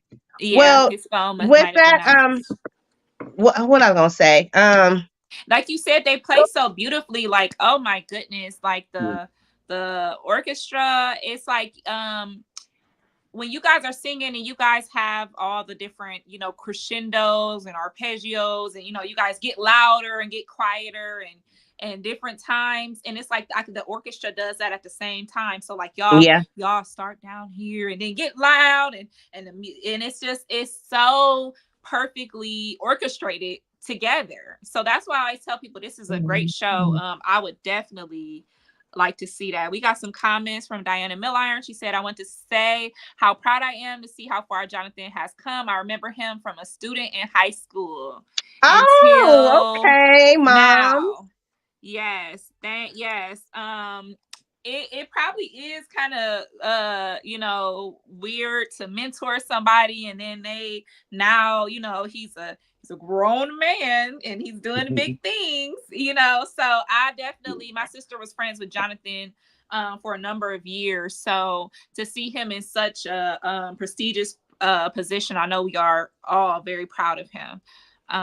Definitely. Yes, it's and see, like I said, I have started in Gospel Me Symphony when I was 16 years old. I will never forget. It all started at the Civic Theater. One day we had one of our choir members. Her name was Linda Hamilton, I believe. She was featured. She was one of the featured soloists, and she was in the newspaper. So my mom questioned her about, like, what is Gospel Me Symphony? Next thing you know, it was we were all in it. Me, your Aunt Courtney, your Aunt Helen, all of us was in it for years. And then I ended up pregnant, ended up having Cameron. And then I got out for like 2 years, got back in it, and then got back out. And then but when I was in it, I think that the next year they ended up creating a praise team, a praise dance team, and I was in it, and that was my first time performing in front of a large crowd at the Civic Theater like that. I was so nervous. Oh my God. And my mom was like, "No, you're going to be in it. You're going to dance." I don't know how to dance. So that was my first time ever performing in a large group like that. And lo and behold, Mom, she sings a lot. So it comes natural to her. But, on the flip side of that, Gospel Me Symphony, I like being in it. I love being in it. I love to sing.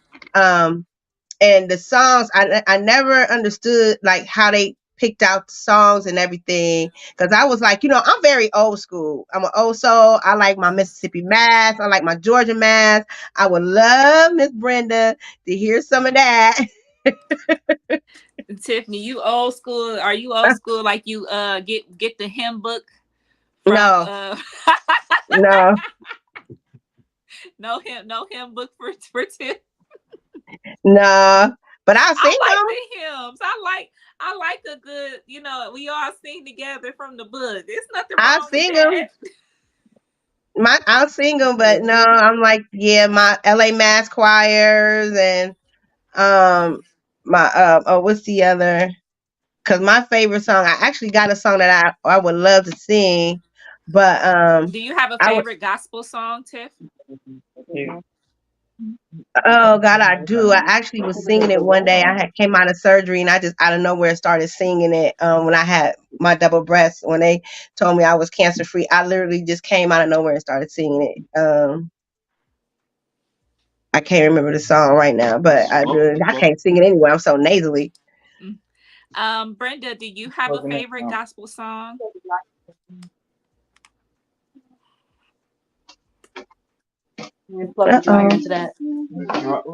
Brenda, I think she might be. Oh yes, I'm sorry, I didn't hear you. Oh, I was just saying, do you have a favorite gospel song? Can you hear me? Yeah, we can hear you. Mm-hmm. Oh my goodness. Oh, okay. You know what? The GMS 2.0, our junior choir, they just did they had a wonderful concert last Sunday, and John was very instrumental in that. And they did a piece, and of course, my dear GMS artistic committee always laughs at me because I always turn the titles around. Isn't that right, Jonathan? And so, but it was a song called "Trust in Me." Anthony Brown, and I thought, Trust in You. I thought it was so beautiful. You know, I love the old. Even though I'm not from that era, but I love listening to it. And because it just makes me feel like I've overcame. Somebody overcame something, and it's because of him. So that's what I was thinking. Jonathan, do you can you please elaborate about GMS 2.0 for us and tell us what it's about? Yeah, so GMS 2.0 exists for reasons much like I shared earlier. Is Jonathan gone? No, Jonathan's there. Can you hear me? Yes. Yeah. Oh. Okay, sweet. Yeah, GMS 2.0 exists for reasons like I shared earlier. When I came to know of Gospel Me Symphony, I was young. And I don't know that there was necessarily a place for us, but there was absolutely, God made that space. And so I wanted to, as a chorus master, did you want me to say something for intentional him, or? space. Wait a minute. Because Brenda. Brenda, Jonathan is on here. I'm not sure if your connection is messing up, but he was giving us some insight. Jonathan, you can continue. Oh, did he? Oh, okay. Okay. I just wanted to make sure that there was intentional space for younger people to have the experience of singing with a symphony orchestra and being in those spaces, and not just the kids that went to the performing arts school, or students that were not students of color, but the black kids, the kids from the hood, the kids that had never been to EJ. I wanted them to have intentional space in those arenas and with those people, and to stand feet away from them and belong there and feel that sense of belonging, to hopefully, prayerfully spark some level of further interest in being a part of organizations much like our own. And so what are the ages of the children that are involved? So when we first started, I said 12 because I wanted them to have, I didn't want to do, Sunday school songs. Mm-hmm. So I needed them to be old enough to sing in harmony to some degree. But that has fluctuated through the years. I think our youngest maybe 10. But as long as they can keep up, there's space and room for them. I didn't want it to feel like Sunshine Band and we doing baby songs, but certainly still making that space to prepare those younger kids for programs like that. And so when I was there, I was in attendance 2 years ago. That was one of the best, like the most favorite crowd. The crowd went crazy over the kids. Kids had some voices on them. Oh, yes. I will say that. And they had like when they got up and did their solos and things, or there was one girl that was leading the song, and she got up there and I was like, I would have been shaking my boots if I was her, So that just shows that, you guys are really working with the kids. And like you said, it's not just, sometimes the kids choir can just, they get up there and they just, yes, Jesus loves me. They just get up there and do that. But no, these kids held their own and they got up there. They weren't messing around. They weren't, nudging each other, laughing or nothing. They were really performing and they did amazing. So definitely I didn't know quite what how you guys handled the children. So it's nice to get some information about that program. And so is it open? Like, can anybody have their child be part of that program, or how would a kid go about getting involved? Absolutely. It is community oriented, which is the nature of Gospel Me Symphony as a whole. And so any student, it's really just kind of an open call. Miss Brenda does a wonderful job at getting the information out to some of the schools, and just to the community at large. And those persons who are in the Gospel Symphony Adult Choir can, bring their grandchildren or nieces and nephews or whatever have you. But yeah, they start generally about a month after the adult choir starts, and we kind of kick it off. Now, yeah, I did not know that you changed the age, because other than that, I would have had KJ in it, because he asked me last year. He said, "Well, Mama, can I, be in it?" And I was like, "No." First of all, I remember saying that because he has a lot of activities going on, and I remember you saying that the choir, they start at 12. They started at noon, right, for rehearsal for the baby. No. We did that the first year, and I told Jesus if he let us get through that year, I'd never do that again. Yeah, so that time stuck in my head, and I'm like, there's no way, because I got to get you prepared. I got to go back and get you, and then I have to go to it was just too much. So I was like, well, we'll think about it, So now that I know, so what is the so you say they start after a month after we do, but what is the time, and where do they rehearse at? Do they rehearse at the church as well, or? So it depends on the year. This year we've split between the church and my nonprofit space, and they were right. This year we rehearse on Thursdays. So we've made the habit of sending out like a doodle pool to those who have expressed interest to say, hey, what day, what time works best for your family? And we try to go with the majority, provided that works with my schedule and Ms. Brenda's schedule and the center schedule and the church's schedule. Yeah. So right. We have some comments. My mom, Kathy Hodges, said I was in the Sunshine Band at Old Trinity Baptist. Listen, and because I love your mother so, if she tell me to start a Sunshine Band, I'm gonna start it because Miss Cat said so. And I mean, the baby's gonna sing too. That's so funny. We have another comment. It says, this non-Black old lady is learning to clap and sway. Ha ha. And she sure is. Listen, the people in the gospel choir, Gospel Me Symphony, listen, they be. Let's come on. Diana Milliron, she gonna be stopping and clapping the loudest. I tell you what. And my mom said, Jonathan, in bright mansions. Please. If this was not so. We was in Walmart singing. Tell her save it for tomorrow. Save it for practice tomorrow.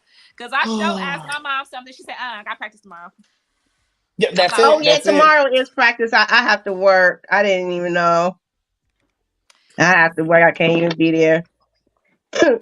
Let's see. But hey, Brenda and Jonathan, did y'all talk about how GMS got started and why? Yeah, I think she. Oh no, we didn't. Sometimes Diana Milliron, she'll watch the show on a delay, so she'll be talking about something we already talked about. Or she probably was tending to my grandmother. She had to be tending to my grandmother. That's how my mom would do. She'll start the show, like we'll be going on, and she'll start it. We'd have been on 8 minutes, and she like, why you didn't read my comment? I said, honey, we past that, honey. We've been read your comments, lady. But she did say Bright Mansion is her song, her favorite gospel song. We were talking about our favorite gospel songs. Jonathan, do you have a favorite gospel song? Oh, that's a very hard question. There are so many. Oh, it would probably have to be an Anthony Brown song, actually, which is, I guess, more contemporary gospel. And it's a song called Worth. Okay. You thought I was going to save it? Beautiful, beautiful song. I was there when they recorded it, and Really? there was this poem. Oh, absolutely. Beautiful, beautiful moment. I'm not really a crier, at least not in church. Like, I'll cry for other things, like sentimental things, but I'm not like a church crier. I'm Pentecostal. We dance. We don't cry.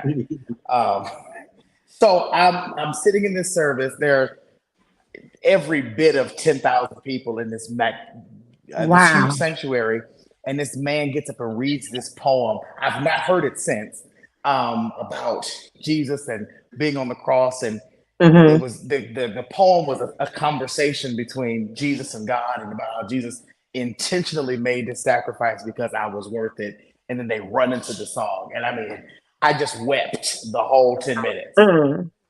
It was magnificent. So yeah, I think that would probably be my favorite gospel song. Thank you for that insight. I know everyone picks their own favorite gospel song by like what it means to them, what they were feeling at that time. Some people, like, I choose to go for like stuff that broke me down, like broke me down at a time that I needed to be broke down. So, and like my mom, she loves happy, upbeat, something she can clap to, something she could sing and praise. So it's interesting when you ask someone about their favorites.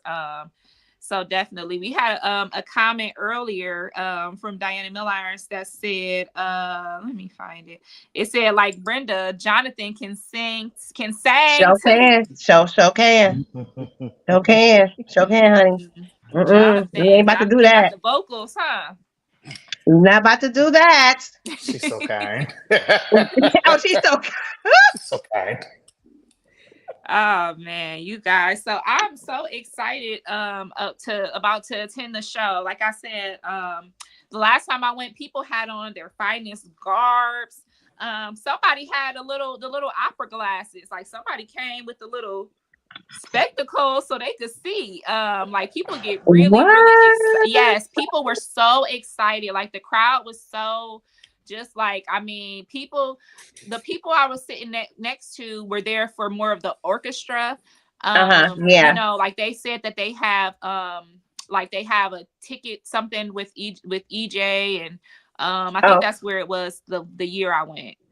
And so they were saying, you know, they go to so many shows and they didn't know, you know, about this show, and they were just like, you know, we came for the symphony, but I saw when y'all got the up and clapping, honey, they got the, oh shoot, this a little hype, this a little more, you know, got a little flavor in there, more than what they was used to. So I definitely saw different fans from all walks of life attend. So is there anything else you want us to know about the show, or anything you know, you want to let us know about any of the programs that you guys have, Jonathan?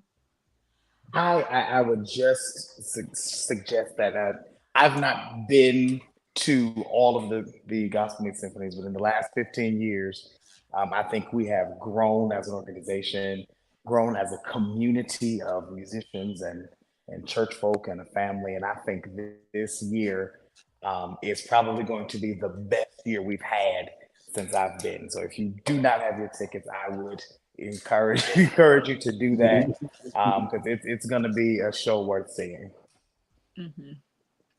Wow. Let's see. We had one more. When I Wear My Crown, one more favorite gospel song. So definitely, I'm gonna have to make me a playlist after today. Y'all have some good suggestions. James know about them playlists. That's the one that got the list. So James might have to put us a Gospel Me Symphony playlist together or something, because y'all have all the songs. So I remember the favorite song that I love is Mississippi Mass Choir, Having You There. And that's going to be one of the songs that I'm going to lead finally. And I'm going to get it together. I'm going to get it together. And I'm singing that with my eyes closed. Because I am by far not my mom. But that's a challenging song. But I haven't seen it. But it's a challenging song. But it's like trying to get my voice, you know, together. And Jonathan, I'm gonna tell y'all what, he'll get you there. If you want to learn how to sing, Jonathan, he'll see that voice and that one eye will raise up, be like, you know what, don't even worry about it. And see, you talking about your mom, Diana Milirons, honey. Let me tell you about my cousin. She sing from her toes, like she sings from. I mean, I don't know where that voice come from, but it's like it just comes out every time I hear her sing. It's just like woo-wee. So yeah, I'm just so excited. So Tiff, I know we wanted to get some information from Brenda. Yeah, To she get jumped her on website for the her program. podcast. And she has a podcast too. I wanted to talk about that, but we're kind of like we're running out of time. I didn't know we was gonna go this long. Right? Again. Yeah. So James, as did you you can have see, anything else you Jonathan, wanted to say, or any questions or anything? No, I just wanted them to make sure that they announce information about the upcoming show. So the show is when and where, guys? Saturday, February the 10th at 7:30 at EJ Thomas Hall. Okay. And where can they get their tickets, or do they have to go to EJ Thomas to get them, or how can they get tickets? So tickets are still with us, so they can call the Symphony office to purchase tickets. They can be purchased online. They won't be turned over to EJ until the day of the show, and they can still purchase tickets that day. They'll just have to purchase them either on EJ's website or upon arrival. Okay. And I still have to get my complimentary ticket. I'm gonna have to get that Saturday. So yeah, that was all I had. I'm just grateful that they both came on, onto the podcast. Yes, so we had a comment that has said one of the officials at Mayor Malik's swearing in, GMS sang, they said it was transformational. Wow. I saw that another friend of the show, Donnie Brooks, that does the Akron Baseball Project, he was in attendance at Mayor Malik's swearing in, and he was in the what is the Akron newspaper? I forget what it's called. But I saw him on the front Beacon page. Journal. The Beacon Journal. No, it's a different one. It's a smaller independent one. It's not that. You talking about in the Beacon, but there was another one where he was on the cover. Are you talking about the reporter? The reporter. The reporter, yeah. The reporter, yeah. So the reporter, friend to the show, Donnie Brooks, that we had on a couple weeks ago for the Akron Baseball Project, was on there. And so they said GMS sang for that. So wow. So the kids are really out here doing it. That is a great program. That is a high honor. So I'm definitely excited to see what the kids bring next weekend at Gospel Me Symphony. Is there anything else you want to let us know, Jonathan, or any final words, or any a word, from the good Lord, something? I'm just grateful that you all considered us to come and share with you all tonight. It's because of things like what you all are doing tonight that Gospel Me Symphony still has life after 30 years. We are the only organization of this kind in the country that has this level of longevity. And so thank you for allowing us to be a part of this tonight. It's really special to us. I do have one more comment for you. My mom said, between me and my brother, Pastor Marvin Hodges, we have bought 15 tickets. And that's why she's my favorite. Listen, and then my mom said, yeah, at the time that I'm not singing. Oh my goodness. Oh, I ain't got nothing to do with that.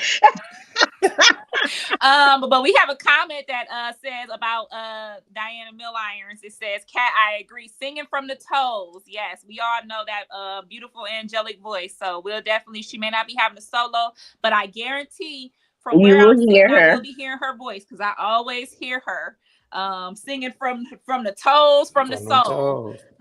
So thank you so much, Jonathan, and thank you to Brenda that was on earlier. I will be in attendance. Like I said, I will be in attendance, and I will be covering the show for the podcast. So after our show, after the podcast, I will be coming on and letting everybody know what a great time I had, because I already am anticipating it, because I've already been once, so I already know I'm gonna like it. So thank you so much, Jonathan. And guys, get your tickets. And yes, I would like to thank you too, Jonathan and Miss Brenda, for accepting my invite for you guys to come on our family podcast, and how we are all related. We are all cousins, and my grandmother, her grandfather, and his grandmother were sisters and brothers. My grandmother is the only one that's living and 95 years old. And she has severe dementia, and that's why half the time you don't see me or my mom. Either my mom is sitting taking care of her, can't find a sitter, or I'm working or trying to help out. Either way, that's what's going on. So that's why, that's how we're all related. I usually tell everybody that comes on our podcast and let them know that this is a family podcast. We can't get crazy. We get a little crazy, but we're family, and we're all about heart and soul and support. Yeah. So yes. That's awesome. Yeah. So yeah. Well, thank you to our guest Jonathan for coming on and discussing Gospel Me Symphony, as well as some other programs.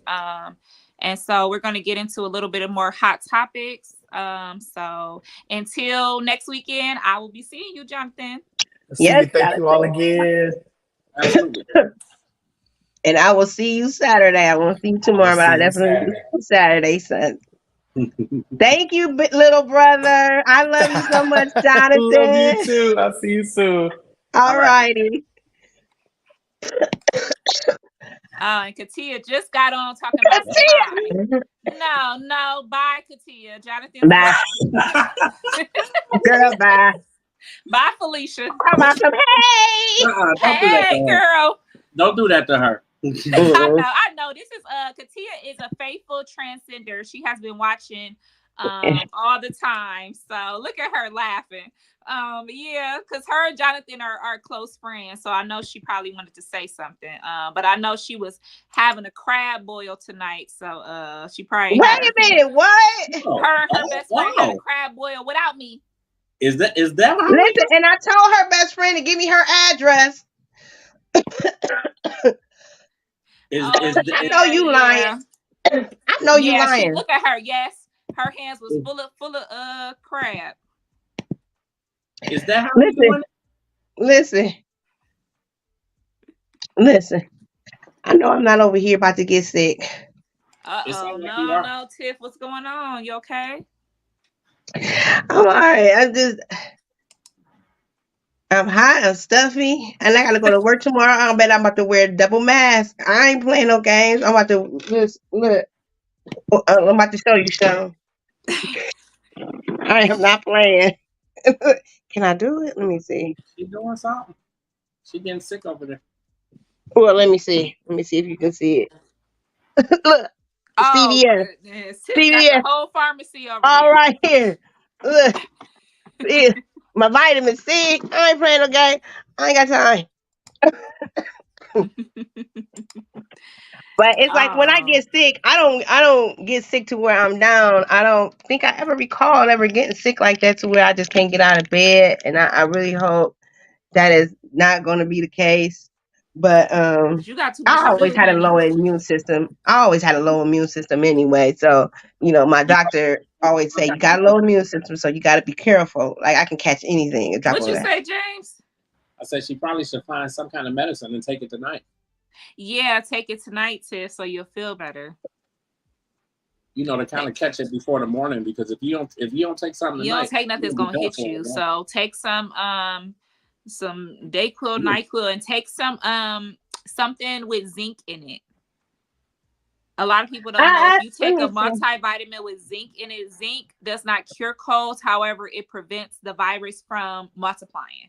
So it won't. Yeah, because when I had COVID, the first time that I had COVID, I was I was a baby. I was over here going through it. I had lost my taste and my smell. It was like the word. You know how when a blind person can't see, and you know how when somebody can't hear.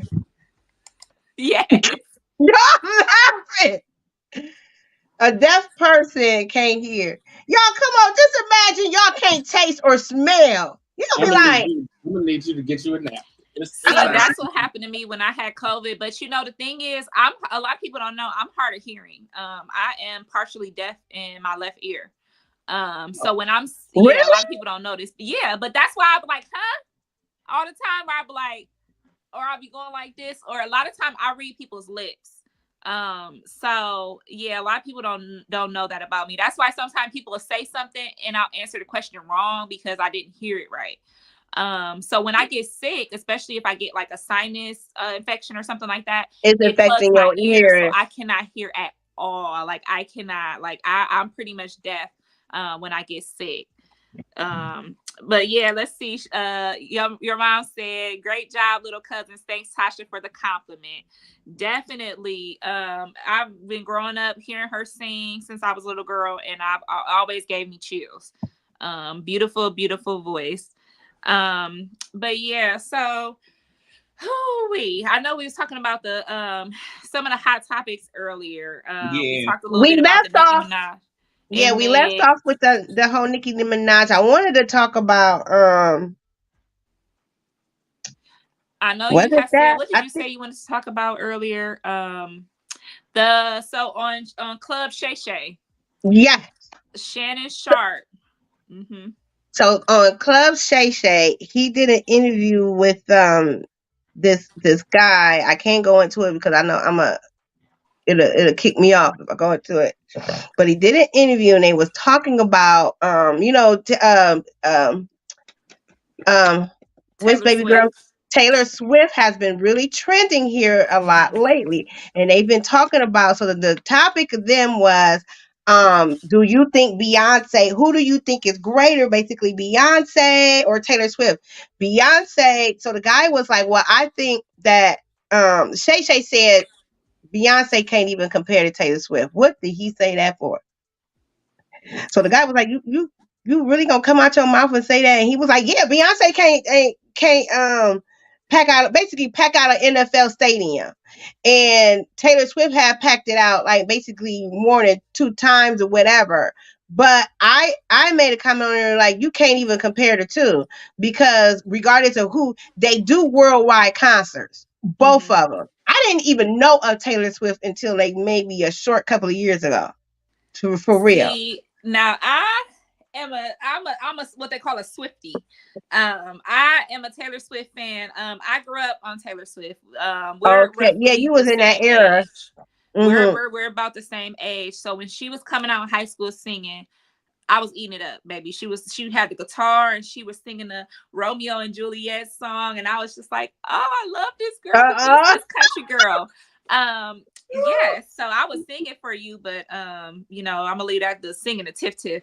But I think that especially when I watch Club Shay Shay, I don't have a lot of agreement with the things Shannon Sharp says. I feel like I don't either. I feel like and a lot of times celebrities, they live in a bubble that's different than ours. So I feel like they see things from a different point of view. I don't really ever have the same views as him.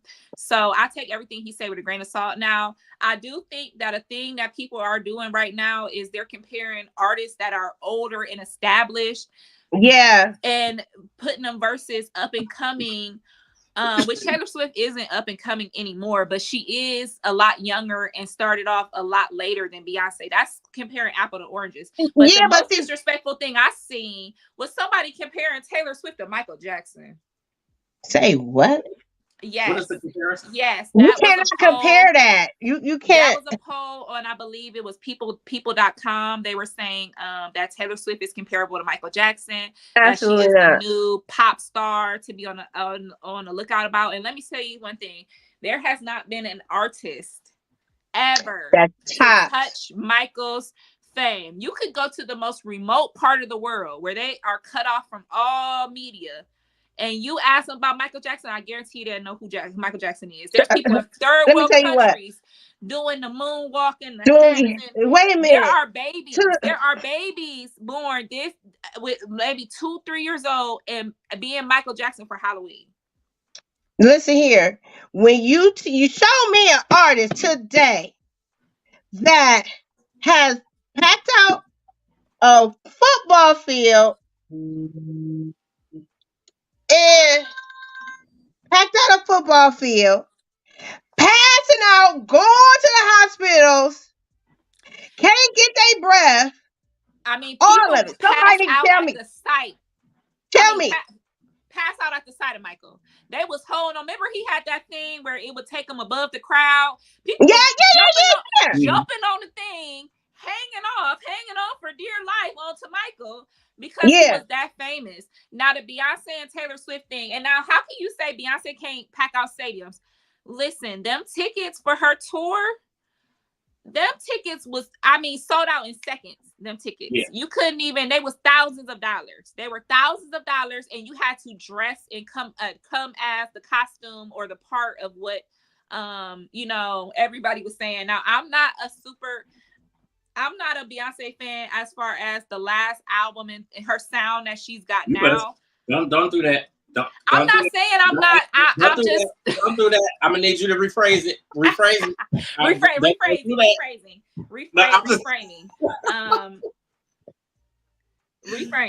I'm just being stupid. Go ahead. I am an old school Beyonce fan. I'm a Dangerously in Love, B-Day. Okay, so you was brought up on that. The partition. So you never did Destiny Child? Because I'm a Destiny Child fan. Destiny Child, honey. I was in kindergarten singing boy, I know you want me, I could see it in your eyes. And what you say was on your mind. Listen, me and my friend had a group and we would sing on the playground for nickels. So I've been down with DC. Okay? For a nickel, we would write down our songs on a piece of paper. And honey, whatever you want to hear during recess, baby, we got you. I got laughing at me. I was an entrepreneur. Okay. We were singing, it's just emotions taking me over. Listen, I was a Destiny Child. I love Destiny Child. I loved Latavia, Latoya, Michelle. I even like Farrah, the girl that was barely in it for 2 seconds. I looked down with Destiny Child, but I'm saying Beyonce changed her sound as of, I would say, the last couple albums. They're more party, go-go. You know, they have a techno beat or they have a, it's just not, I appreciate the artistry. It's just not my cup of tea. It's just not my, but would I go to her concert? Heck yeah. Would I dress the heck up? Heck yeah. And they took the footage from the concert and made a movie, and the movie was sold out. So how can she not sell out arenas when she sold out thousands of arenas and concerts? And then they did a footage. And do you know that people went to the movies fully dressed like the concert and was voguing and stuff in the movie theaters? People I tell you crazy. What, Beyonce got crazy fans. Now Taylor Swift do too, but I just feel like it's apples and oranges. It's just not a good comparison. It's just not. And here's the thing. He was so like adamant about, like, I don't know, Beyonce. Let me tell you what, bruh. Have you even ever been to a Beyonce concert? For you to even sit there and say some bullshit like that is beyond me. Like, what was you on? Because it clearly like he might have been on some at the beginning of that. Yeah, I don't know. We have a comment that says, "Oh God, oh good grief, no one can touch Michael Jackson." Yeah, you shouldn't even. She said, "Grandma Carol is going to bed. Thank you for a great time. Thank you for watching, Carol. Bye, Grandma. Appreciate it. You had so many good comments. Thank you." And she's always on support, and I love her. She helps me out. She has always been there for me from day one. If I need anything, some support up here, she got me all the time, and I really, really appreciate her. Because I'm gonna tell you what, Grandma Girl, I am so super adamant of getting my nonprofit. I need to talk to Jonathan about that. I didn't know he had a nonprofit. So when I get my nonprofit, you definitely gonna come on board, because I need support like that. It's nice to have people behind you and supportive. Absolutely. So good night, Grandma Carol. I'll see you Saturday. Night, Grandma Carol. I thoroughly enjoyed your comments. Thank you for watching, and please come back and join us next Wednesday. We are on every Wednesday at 8:00. So definitely set your reminders, because we will be on. So yeah, I just feel like sometimes Shannon Sharpe is a little Now you have to keep in mind he has been doing sports that's his analytics thing for so long that I just feel like he's not the greatest at knowing this pop culture type of thing. So like I said, when I watch his show, I'd be like, you know, everyone's entitled to their opinion, but me and him never kind of see eye to eye. First So of all, it's not my favorite. I've been following Shannon Sharp by accident, actually. It's by accident. I look up and he's on. He's on, and I just be like, this dude is so loud. Like, how can you be? I'm loud as a woman, but I mean, how can you be sitting there and you sitting right across, and his nose is so big? Y'all ever know how big his nose is? Wait a minute, did y'all see that meme? Somebody know they was dead ass wrong for they drew a cartoon or whatever.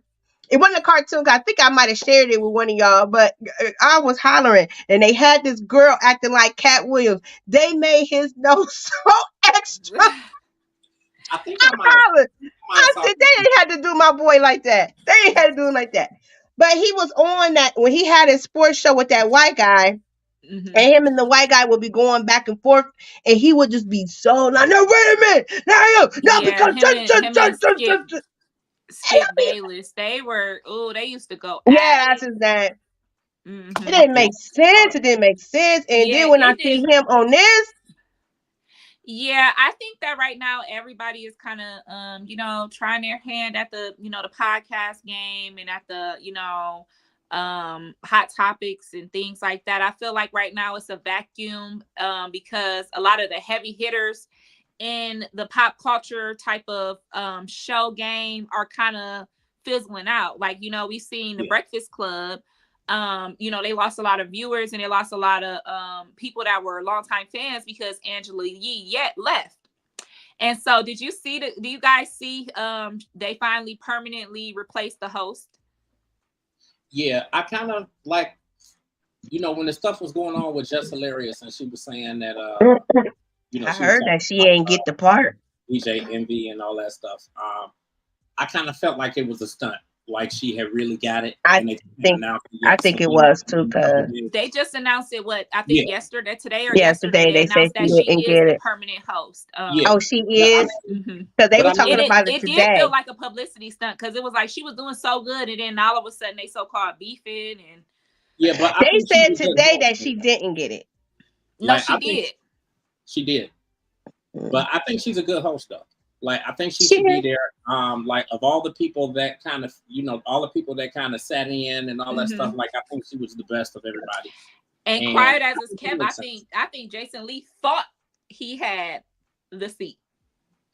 But I think that would have been like a down step for him to take that though. You think that would have been down step for Jason Lee to take Breakfast Club? I do. See, and I thought that was a down step for Breakfast Club taking Jason Lee. I mean that would have been a good look for them to have him, but I think it would have been a down step because he has his own media company. He's doing his own thing. Yeah, he does have his own media company, but like just like Just Hilarious, Jason Lee has created a lot of enemies in the industry, and a lot of people refuse to come on the show when he was sitting in. But he's got a lot of people that support him too, though. He definitely does. He's got a lot of people that support him, and I think that, you know, him doing this, you know, running for city council in Stockton, I honestly think it's a good thing because I think that more of us need to really get involved, like on the political side and all of that. So I don't think it would have been a good move for him to take that. Now, obviously, I don't think so, especially with him building his own brand and his own podcast and his own show, and his show doing so many millions of views. But he did say he took a step back for years that he hasn't been able to do, and now he's created his own lane, his own way. Like, he's making stuff happen without them. So, like, why step back down and take a job with somebody when you got your own thing going? Like, I mean, like, to me, make it make sense. Like, it's kind of like going backwards a little bit. So today, Angela Yee on her show Way Up, she basically shouted out Just Hilarious and said, you know, she was happy that she was the new show, basically kind of passing the baton to her. which I thought was really nice because it could have got catty. It could have got, and I feel like Angela Yee left very gracefully, more graceful than she could have. I mean, I think she left gracefully and she left on her own accord. She got her own show. So it wouldn't have been any reason for her to be catty. Like, I mean, it would be different if she got fired or she got put out or something like that. But well, it was said that because her last couple shows, she was either doing just with Charlemagne or just with Envy because she was having issues with both of them. Okay. And so they were saying they weren't able to all be in the same room together. And so that was a big reason. Well, this is allegedly of why she left. She felt like they were both being very disrespectful and that they say disrespectful things to her, and also some things behind the scenes. Also, I forget, somebody came on there and checked her and she felt like they didn't have her back as well. Yeah. I kind of remember. I can't remember who it was. I gotta think back to who it was, but I actually remember that. Who was? I cannot remember. I cannot put my finger on who it was. It was somebody she was scared of, though. I know that. They put a little fear into her. I cannot remember who it was, but they came on there and they checked the heck out of. Yeah, I forgot what it was, but whatever they checked her on, she didn't actually do anything. Like, it wasn't really warranted or whatever. And right, they were mad over. This was like some years ago, though. It wasn't like it was a comment that was said, and Angela Yee was laughing and whatever. Which I always hated that at school, girl. But it wasn't recent. People would be roasting in school, and they talking about somebody. Oh, your mama so fat she sat on a rainbow, Skittles popped out. And me, I would be laughing. Oh no, you ain't talking. I'm like, oh shit. Yeah. Wait a minute, I wasn't laughing. I swear I wasn't laughing, girl. Because the one who be laughing, they gonna roast them next. Girl, they get on me, and then I had a widow's peak. They was calling me Count Chocula, girl. Yeah, but I mean, I don't think it would have made any sense for her to be catty. Like she left on her own accord, and like whatever happened where she felt like they didn't stand up for her, that was like some years ago. It wasn't like it was nothing that was recent. And then, but they kept having the same argument about it. Like they would be on air and she would say something. You know how like somebody did something, it's like a marriage or relationship, and y'all be having that same argument for years and years. And it felt like that. It felt like they just kept like beating a dead horse, and she said she just didn't want to do it anymore. So she hooked up. But then she got her own show though. So she hooked up with I love Jasmine Brand. That's somebody that I really look up to career wise. Like I would love to have a career like Jasmine Brand. She started with her own website, the jasminebrand.com, has her own Instagram, and she does her own blogging. They have, I think, the podcast Lip Service together. And then they do Way Up. And then who else is on there? Isn't it Angela Rye is on there? I don't know. But yeah, it's a couple girls that were affiliated with the Breakfast Club and things like that. So they have some interesting conversations. So I definitely like Angela Yee. I put her on my vision board for the year. Because I would love to have a career like that, a longevity and the respect and things like that. So, but yeah, that's the key. And I think you're definitely on the right path, and your trajectory has been good. And I think one of the key things that you seem like you kind of have a handle on already is you got to pay attention to the other people who are out there and give people their props where they deserve it. Jasmine Brand has really, really been doing it. And that's just like grapejuice.net. You don't necessarily hear a whole lot about them anymore, but they really did their thing too. And all the way back when I went and did Soul Train Awards, they were there on the red carpet.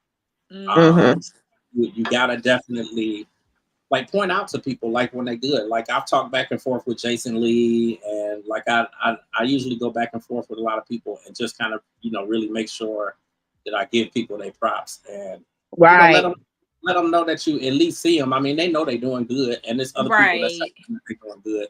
But it's also good when they see people who are also in their field that reach back. Like I chat with Sherry Shepherd and really a lot of people, and just let people know like that's dope. Like that's not like honestly, it's that's also good to look at somebody that is where you want to be. I said it's also good to look at somebody that's where you want to be, like doing what you want to do and things like that, and get inspired. Look at what how did they come about? What did they do? What are they working on? What can I do to get myself to that level? A lot of people sometimes look at people and get jealous and get why her and that's but what it's you like need to not do. You cannot be jealous of nobody. I learned that jealousy thing at a very young age because I grew up, y'all know I'm the youngest sister, and I have these beautiful sisters that, are so talented and at so many things. And I, was younger, like, dang, why can't I be like this? Why can't I be like this? And I had to really break myself down and say, God made us all, so beautifully. Why would he take the time to make me if I'm trying to be somebody else? Right. I cannot be Katia. I can only be, I can only be you the best only cat be I you. can be. I can't do that. And see, I learned that lesson because I used to be trying to put her clothes on, and I'd be walking out looking like She-Hulk because my sister is 5'2" and I'm 5'9". The math ain't not gonna work. I can't wear. I'm sitting there wearing her sweaters and they coming up like this. My jeans, high waters. Girl, you look a mess. You can't be nobody else but yourself. So yeah, Tiff, why are you looking at me like that? She was crazy. No, really, the self-love thing. Your sister said I'm buying me some proper opera spectacles for when me and my sissy go to the opera. Let me tell you what, she gonna be sitting there wearing them herself. I'm gonna be like that. Bravo! I cannot sit through. Encore. I cannot sit through Sissy. I'm sorry. That's why I don't do movies like that. And let me tell you what, I took KJ to go see Mario Brothers. I think everybody that was in there, all the adults, was more interested in Mario Brothers than he was, than all the other kids, because they were brought up on this Mario Brothers era. So how they started off in the movies was the first Nintendo that came out. That. And so I tell you what, I think halfway through the movie, Tiff, I came on with it that peaches. That's what I can't. Adventures movies, don't ask me. Don't do it.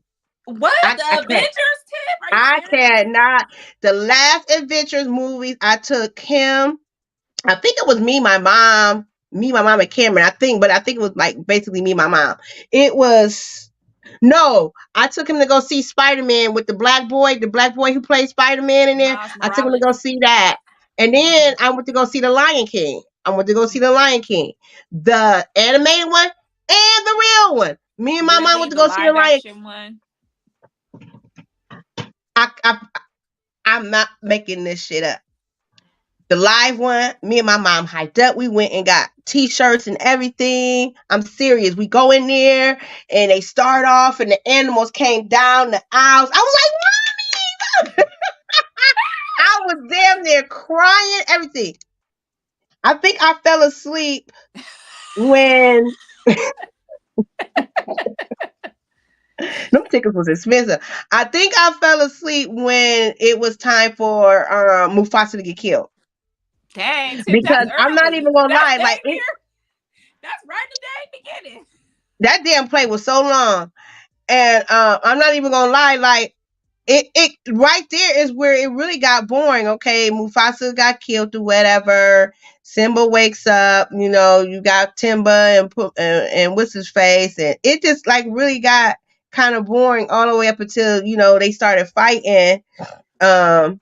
And he met Nala and all of that. But I cannot. I would love to go see that show. Listen, Lion King is one of my favorite movies. I know Lion King word for word. Okay. I'm a Disney kid. Like, we was not one thing Kathy didn't play. We ain't watch all them shows and stuff, but we got 100 Disney movies. You could pop in a movie. We didn't back then. Back then, you wasn't watching all this YouTube shit they got out. You wasn't watching that. You wasn't watching nothing. It was Disney. It was what is it? Nickelodeon, Kenny the Cat. Yeah, That's some I Saturday named. morning cartoons, Looney Tunes. Like, we really wasn't allowed to watch that kind of stuff. You know, my mom, when I was younger, like, we didn't even have cable and stuff. So we would just watch, we would pick Disney movies all day. So I literally know almost every Disney movie word for word. So My mom was that's the type of something that I'm person. excited about. I don't know what new movies are coming out right now. I don't either. I still gotta watch. Color Purple, which I haven't got to watch because I had to work. And what's the other movie that came out? Barbie. I attempted to watch. I attempted to watch it. I like halfway through, I fell asleep. So yeah, that's why I just can't do movies. I don't want to waste nobody. You want to go to the movies? If it ain't gonna really, if it's not like really super action and I packed, like to go to the I can't do it. theater, Valley View Theater, where they got you could put your feet up, like they got the chairs. You could put your feet up, and then also you can get an alcoholic beverage. They sell the slushies with the 1800, and I'll be in there toe up. Well, guess what? Tiffany would definitely be up under somebody's bleachers. What is it? The one at Pinecrest. I forget the name of it. But either way, they got them same seats. Mm-hmm. When I tell you, I'll be asleep 5 minutes into the movie. James, no, listen to this. This is no joke. No, listen to this. James, tell her when we went to the BET Awards, and okay, so every day it's a concert, right? So you sit in your same seat, right? We gets there, me, him, and Dolores, we gets there, and Shy. I tell you, the concert was supposed to start about 7:30. We gets there, and I will never forget when we went to the rap concert. ASAP Rocky was there, and he, I guess, was like, he didn't just come out, but it was like he was not a fan to them. He was performing. I was asleep. We all was asleep. I was not. I woke up to fuck y'all. Y'all ain't trying to listen to me. Remember, he was cussing everybody. Be honest, I can't really remember none of it. Dude, I woke up. He was literally cussing everybody out. What she say? Caramel and peppermint tea with ginger, lemon, and honey. Try it, sis. Oh, cause she hear it all in me. Mm-hmm. But yeah, we were asleep every single concert. It was nuts, but it was because of the time lapse. 3 hours behind. So it's like 7:30. It's what 11 or something like that here. So I'm in the bed anyway. But yeah, we was through. We was through. I don't really remember much of the shows outside of Outkast. I think Outkast was there. Outkast was there. They did their thing. Mary J. Blige, Jill Scott came, and I remember when Mary came because I boo-hooed so hard. I was literally like out of the relationship and all that. I had my gastric bypass, and I was still going through it because he still was trying to control me, even though we wasn't in a relationship. But I boo-hoo with every song Mary was coming to. I was like, this don't make sense, man. I love Mary. Did y'all see the pictures of her at I forget what award she was at this weekend? They was trying to get her to take pictures, and she was so mad. She was on the red carpet looking like a thug. She was like, and they was like, Mary, come on, Mary. And then finally she started taking her pictures, but she was like, this is the part I hate. And that's what I think, because I don't necessarily want to be famous. Like, I want to work in this industry, and I want the money, but I want to be like, that's why I like Jasmine Brand, because she got the money, but she can go to the store and she don't got to worry about all that stuff, Right. But yeah, it's been kind of a little quiet as far as the like Diddy stuff has been going on. It's been really quiet because Blueface in jail. So who is that? Who is that? Never mind. Who is that? You don't know? You know the girl Krishan Rock with the tooth missing?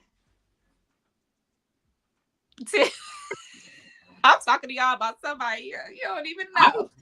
I know who you're talking about. James know who that is, but I'm surprised if as much as Instagram and TikTok you be on, and they be on all the blogs. You know why? Because I am not, when I go on Instagram, I'm all about the animals. I be sitting here, be sending my mom all kinds of animal shit, and me and her just be cracking up. And when I see celebrities acting stupid, it's like, y'all got all this money and y'all can't. I mean, I just don't. So I'll sit there for a minute just to see who's trending and everything. I'll make my little like comments or whatever. But girl, look, that I'll see it and it be gone. Yeah, I like the dog videos. I've been making some TikToks with my sister's dog. I made a couple of reels. I did make a couple of reels. Girl, so I made a reel this week of Rick Ross' baby mom, Tia Kemp. She was dancing on live to this song, and it's a funny thing.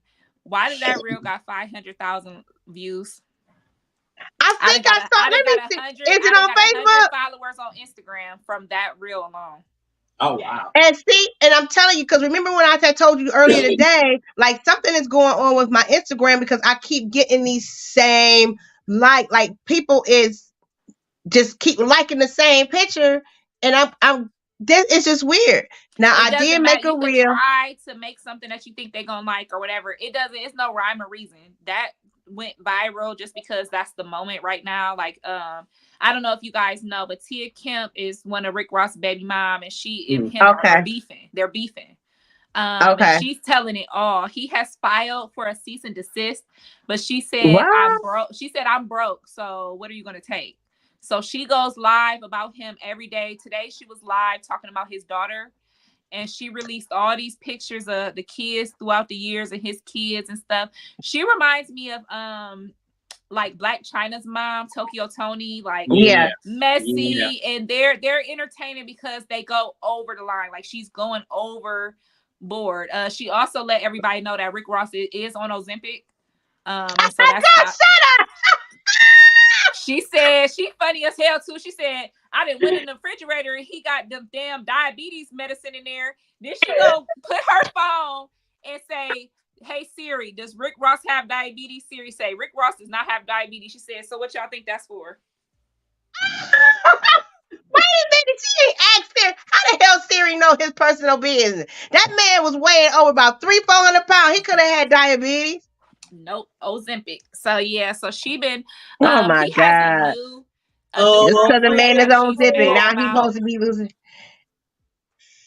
Yeah, he got a new young girlfriend that she's supposed to be mad about. So now she's airing it all. So her and Black China's mom going at it, and then the rapper Blueface mom, she checked Black China's mom for talking about Megan.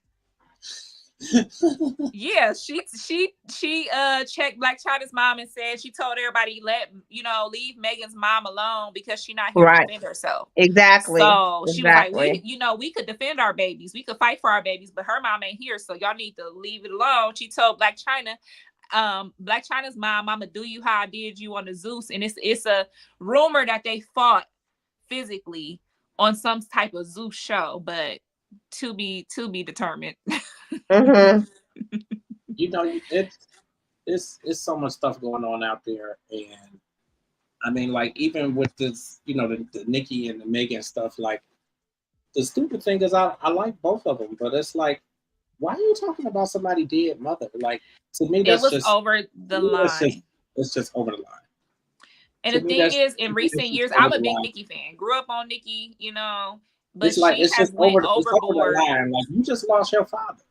So it's like, and the thing is, Meg better than me because I'd have been like, "Girl, your dad a speed bump." I would have been, ooh-wee. I'd have been like, "Doo doo." I'd have made a whole song of me going up, "Boo boo." Was that your daddy? I would have seen me. I when they go low, I go to hell, baby. I go down in the jungle deep. You go low with me, I'm a So, and especially somebody by my mama. Ask my mama. I like both of them, but I'm like, I can't even really get into it because I just feel like it's just too... driving. I screamed out that car so bad. My mom said, "You better stop. What if he do something to you?" I said, "Girl, ain't nobody saying nothing about my mama." So Nicki went when she did the mama, and the thing is, she been doing some crazy stuff as of late. Let's not forget that her brother is a convicted sex offender in jail right now. Her husband, convicted sex offender. You know, and then she's arguing with these women. But you want to know a rap beef that I didn't know nothing about? Who would have thought Eminem and Benzino was beefing? Well, Eminem and Benzino have been beefing for years. That's before my time. I ain't know nothing about it. Yeah, I mean they've been beefing for years. Yeah, but they making songs about each other right now. They just had a couple which records about each other. Right, which doesn't make much sense to me. But I mean it's like it makes sense, but it don't make sense because they old as hell. So it's like, why the fuck are you doing, like, that's just stupid. But I mean they have been beefing for years. Eminem said on his record, he said, what he say? They accused me of coming at Benzino's neck. How I'm gonna come at something he don't got. Right. I just think but it's like you don't even regularly release. You don't even release music. So, like, so he looking like this. I just think and Benzino's career flopped. Look what you look like. Benzino's music career went double plastic. Okay. So then them need to just be quiet. I don't understand it. I'm glad I ain't in the music industry because. Hey, listen to this. Have y'all ever thought about, like, if these rappers be going in on each other, do you ever think that gospel artists be going into? Yes, I've heard. Now listen, I've heard a lot of gospel beef. I've heard some beef about Mary, Yolanda Adams. I have too. All type of things about all of them, and them getting into it in diva mode. And they were saying Donnie McClurkin was a big diva, and he was. If you want him to perform, you gotta have X, Y, and Z, and sometimes he don't show up. You're probably right. So these people ain't gonna be performing on no chumpy change, especially not even what's her name? Tamla Mann, she definitely ain't about to try, because remember how, and I don't even know if they even do this anymore. I haven't heard anything about it. Emmanuel Christian Academy used to give those sponsor events to raise money for their school, and I haven't heard, since they have moved into the new building over there. I haven't heard anything about it no more. Because Tamla Mann was coming down here performing, a couple of other artists, and Mary was one of them. I haven't heard why, because these people is not about to come down here for chump change. I don't understand what they just here like 4 months ago at the Football Hall of Fame. Like, well, I'm saying, but this is the Emmanuel. This is a school that a Christian school. Yeah, this is a Christian school, and they used to give concerts. Yeah, they used to give concerts and stuff to support, to keep the school afloat. Yeah, they did. They would do the concerts, and then they used to have the vendor tables outside. And so my mom would sell cupcakes for the vendor tables. Yeah. But they haven't done them in. I now don't quote me on this. I don't believe they've done it in years. And ever since they moved on that building doesn't have the space that the other building did. The other building had 2 sanctuaries. Well, this is the thing. They could have, since they moved out of there. I mean, no, I can't necessarily say they could have, because now House of the Horror. We got some more recipes for you, Tiff. Carol said, I swear by turmeric, garlic, lemon, and honey tea. It helps with sore throat and decreases inflammation. I used to try to. When I first was on one of my weight loss journeys, I would do apple cider vinegar with turmeric in it. It was good for me for energy and for my joints and stuff like that, like my inflammation. But girl, that stuff made my stomach hurt. Yeah, I was doing that because I was doing it for weight loss for me. The apple cider vinegar, I was doing it for weight loss, and then they wanted you to actually swallow that and not put anything in it. And then they started making recipes. I used to do a shot of it. But I tell you what, I did lose some weight. Way to do it. Yeah, I did lose some weight off of it, but make sure you go to the bathroom. I Have you guys am. ever tried sea moss? That's the newest. Yeah. So what do you guys trend. think about that? On TikTok they got the bottle, baby. Don't try it. So people be on there and TikTok shop. now it's for men. Like they tell the men don't do it because the sex drive it will be higher. It will be higher. I actually purchased the drop. I wanted to try the oil, the pulling oil for your teeth. That's one of the biggest things that they be selling on TikTok. Have you seen that? It's like you're supposed to swish the oil around in your mouth for 3 minutes. So I've read the reviews on that, and they said it really like don't work. Like the little Your pink teeth stuff supposed to be white. What you say, James? That sounds like the little pink stuff they made you swish with in the morning at school. Oh my God. Have you guys ever put one in your mouth when you was at school? Huh? Have you ever put one in your mouth when you was at school? Put what in my mouth? The pink tablet. No, they didn't give us tablets. It was like fluoride. Yeah, I used to get the fluoride rinses, and you come in there and swish No, around. No, baby, these were tablets. So we used to have this dentist guy come in. He was a dentist, and he would give us the tablet. We had to put it in our mouth. It'll turn pink to let you know that you haven't got all the all the gunk off or whatever. So I'm being ornery, and I'm putting one in my mouth. Man, look, my my whole mouth turned pink. Yeah, we ain't had no tablets. I will say when they used to come do that hearing test, they'd be like, okay. Yeah, the hearing test. I'll be like, did we start? They're like, you don't hear nothing? I'm like, what's going on? We started. The hearing test, the dentist came. Yeah, we had all that. But yeah, it's supposed to turn your teeth white. So, but the reviews said otherwise, like, oh, it didn't work, this, that, and the third. It's like, I'm not going to buy oil pulling before the TikTok one, and it has to be a certain kind. And so the thing I would tell people about TikTok Shop is almost like drop shipping.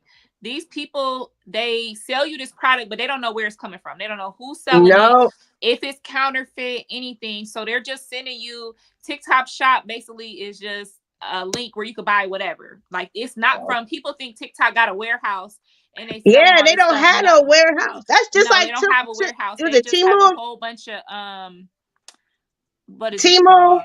It's just like them. Because everything that's on TikTok, I kid you not, you can go right on Temu or whatever the site is and get the same exact distributors. Shit. That's all they have. So a lot of times these people order stuff and what they get may not be what you get. What you gonna get? So, and people got to understand, and a lot of the shops got kicked off, and a lot of people owe TikTok money because you get a commission off of every unit you sell. So if I sell the oil and everybody buy it, I get a commission. But when those shops get shut down and the money, people want their money back because this is counterfeit, then that comes out. I've seen people got their pages frozen. I've seen them got their accounts frozen. I've seen them got their pages deleted just because they advertised something that was not legit. Well, sweetheart, you gotta and you gotta realize when you're on TikTok and you scrolling through whatever and you see different people, you will see 4 different people selling the same shirt. You will see 6 different people selling the same the dress. You've been seeing that Valentine's Day dress. Now that dress, I want that dress. Now I haven't saw that yet. I haven't really been on TikTok at all. Like today, it got like these little detachable sleeves or something, and that's what everybody's wearing for Valentine's Day. And I'm like, fuck Valentine. Oh, where I put this order in at? Hold on. I'm sorry. F Valentine's Day, girl. Valentine's Day is a made up holiday. Cook that dude some dinner and be done with it, and get your groove. Come on, and get your groove on. Forget all that. We can go to the movie. We can go out to dinner, but man, forget it. Same old. Please. What you say, James? You said you wanted to do my Valentine's. I said it's about my time. It's 10:45. Yeah, I'm feeling my eyes getting there too. You really do love me. I'm going to purchase the this weekend actually to give away for the movie. Yeah, So so we're gonna definitely advertise for that. You know, so we'll be getting that together for any of the listeners. Tiff is doing a giveaway, and we will be coming up with the terms and everything. So keep watching, definitely. because I had another giveaway in mind as well for March. Okay, so I'm part Irish. Now I say my my great grandmother is 100% Irish on my father's side, and so my grandmother is Irish. So somewhere in there, I'm Irish, and I always wondered, like, why do I like St. Patrick's Day so much? I mean, I absolutely love That's St. how Patrick's I Day am too. Always love St. Patrick's and Day. beer. I love beer. Come to find out, we was Irish too. Katia did the DNA test, and we about 40% Really? Irish. Yeah, we're a big chunk. We are only Black and Irish, damn near half and half. So yeah, And my dad, he has the most, like, he had some really, really good hair. His eyes were like super hazel. My brother is a splitting image of my father. I have my father's eyes. My hair is just like super thick and coarse. But I did some hereditary homework on my dad's side, and I spoke to my grandmother, and she's still living. She's like 96, 97 years old, I think, and she still have her whole mind. And she gave me the names and everything. And I'm like, my dear, you're Irish? She was like, yes, baby, I'm Irish. That's so I'm like, funny. wow. My mom's grandma her name was Finnegan, Grandma Finnegan, and that is a super Irish name. I wish I could show y'all this picture of this lady. This I lady had it written looked like down. a real life Orville Redenbacher. Yeah. Yeah.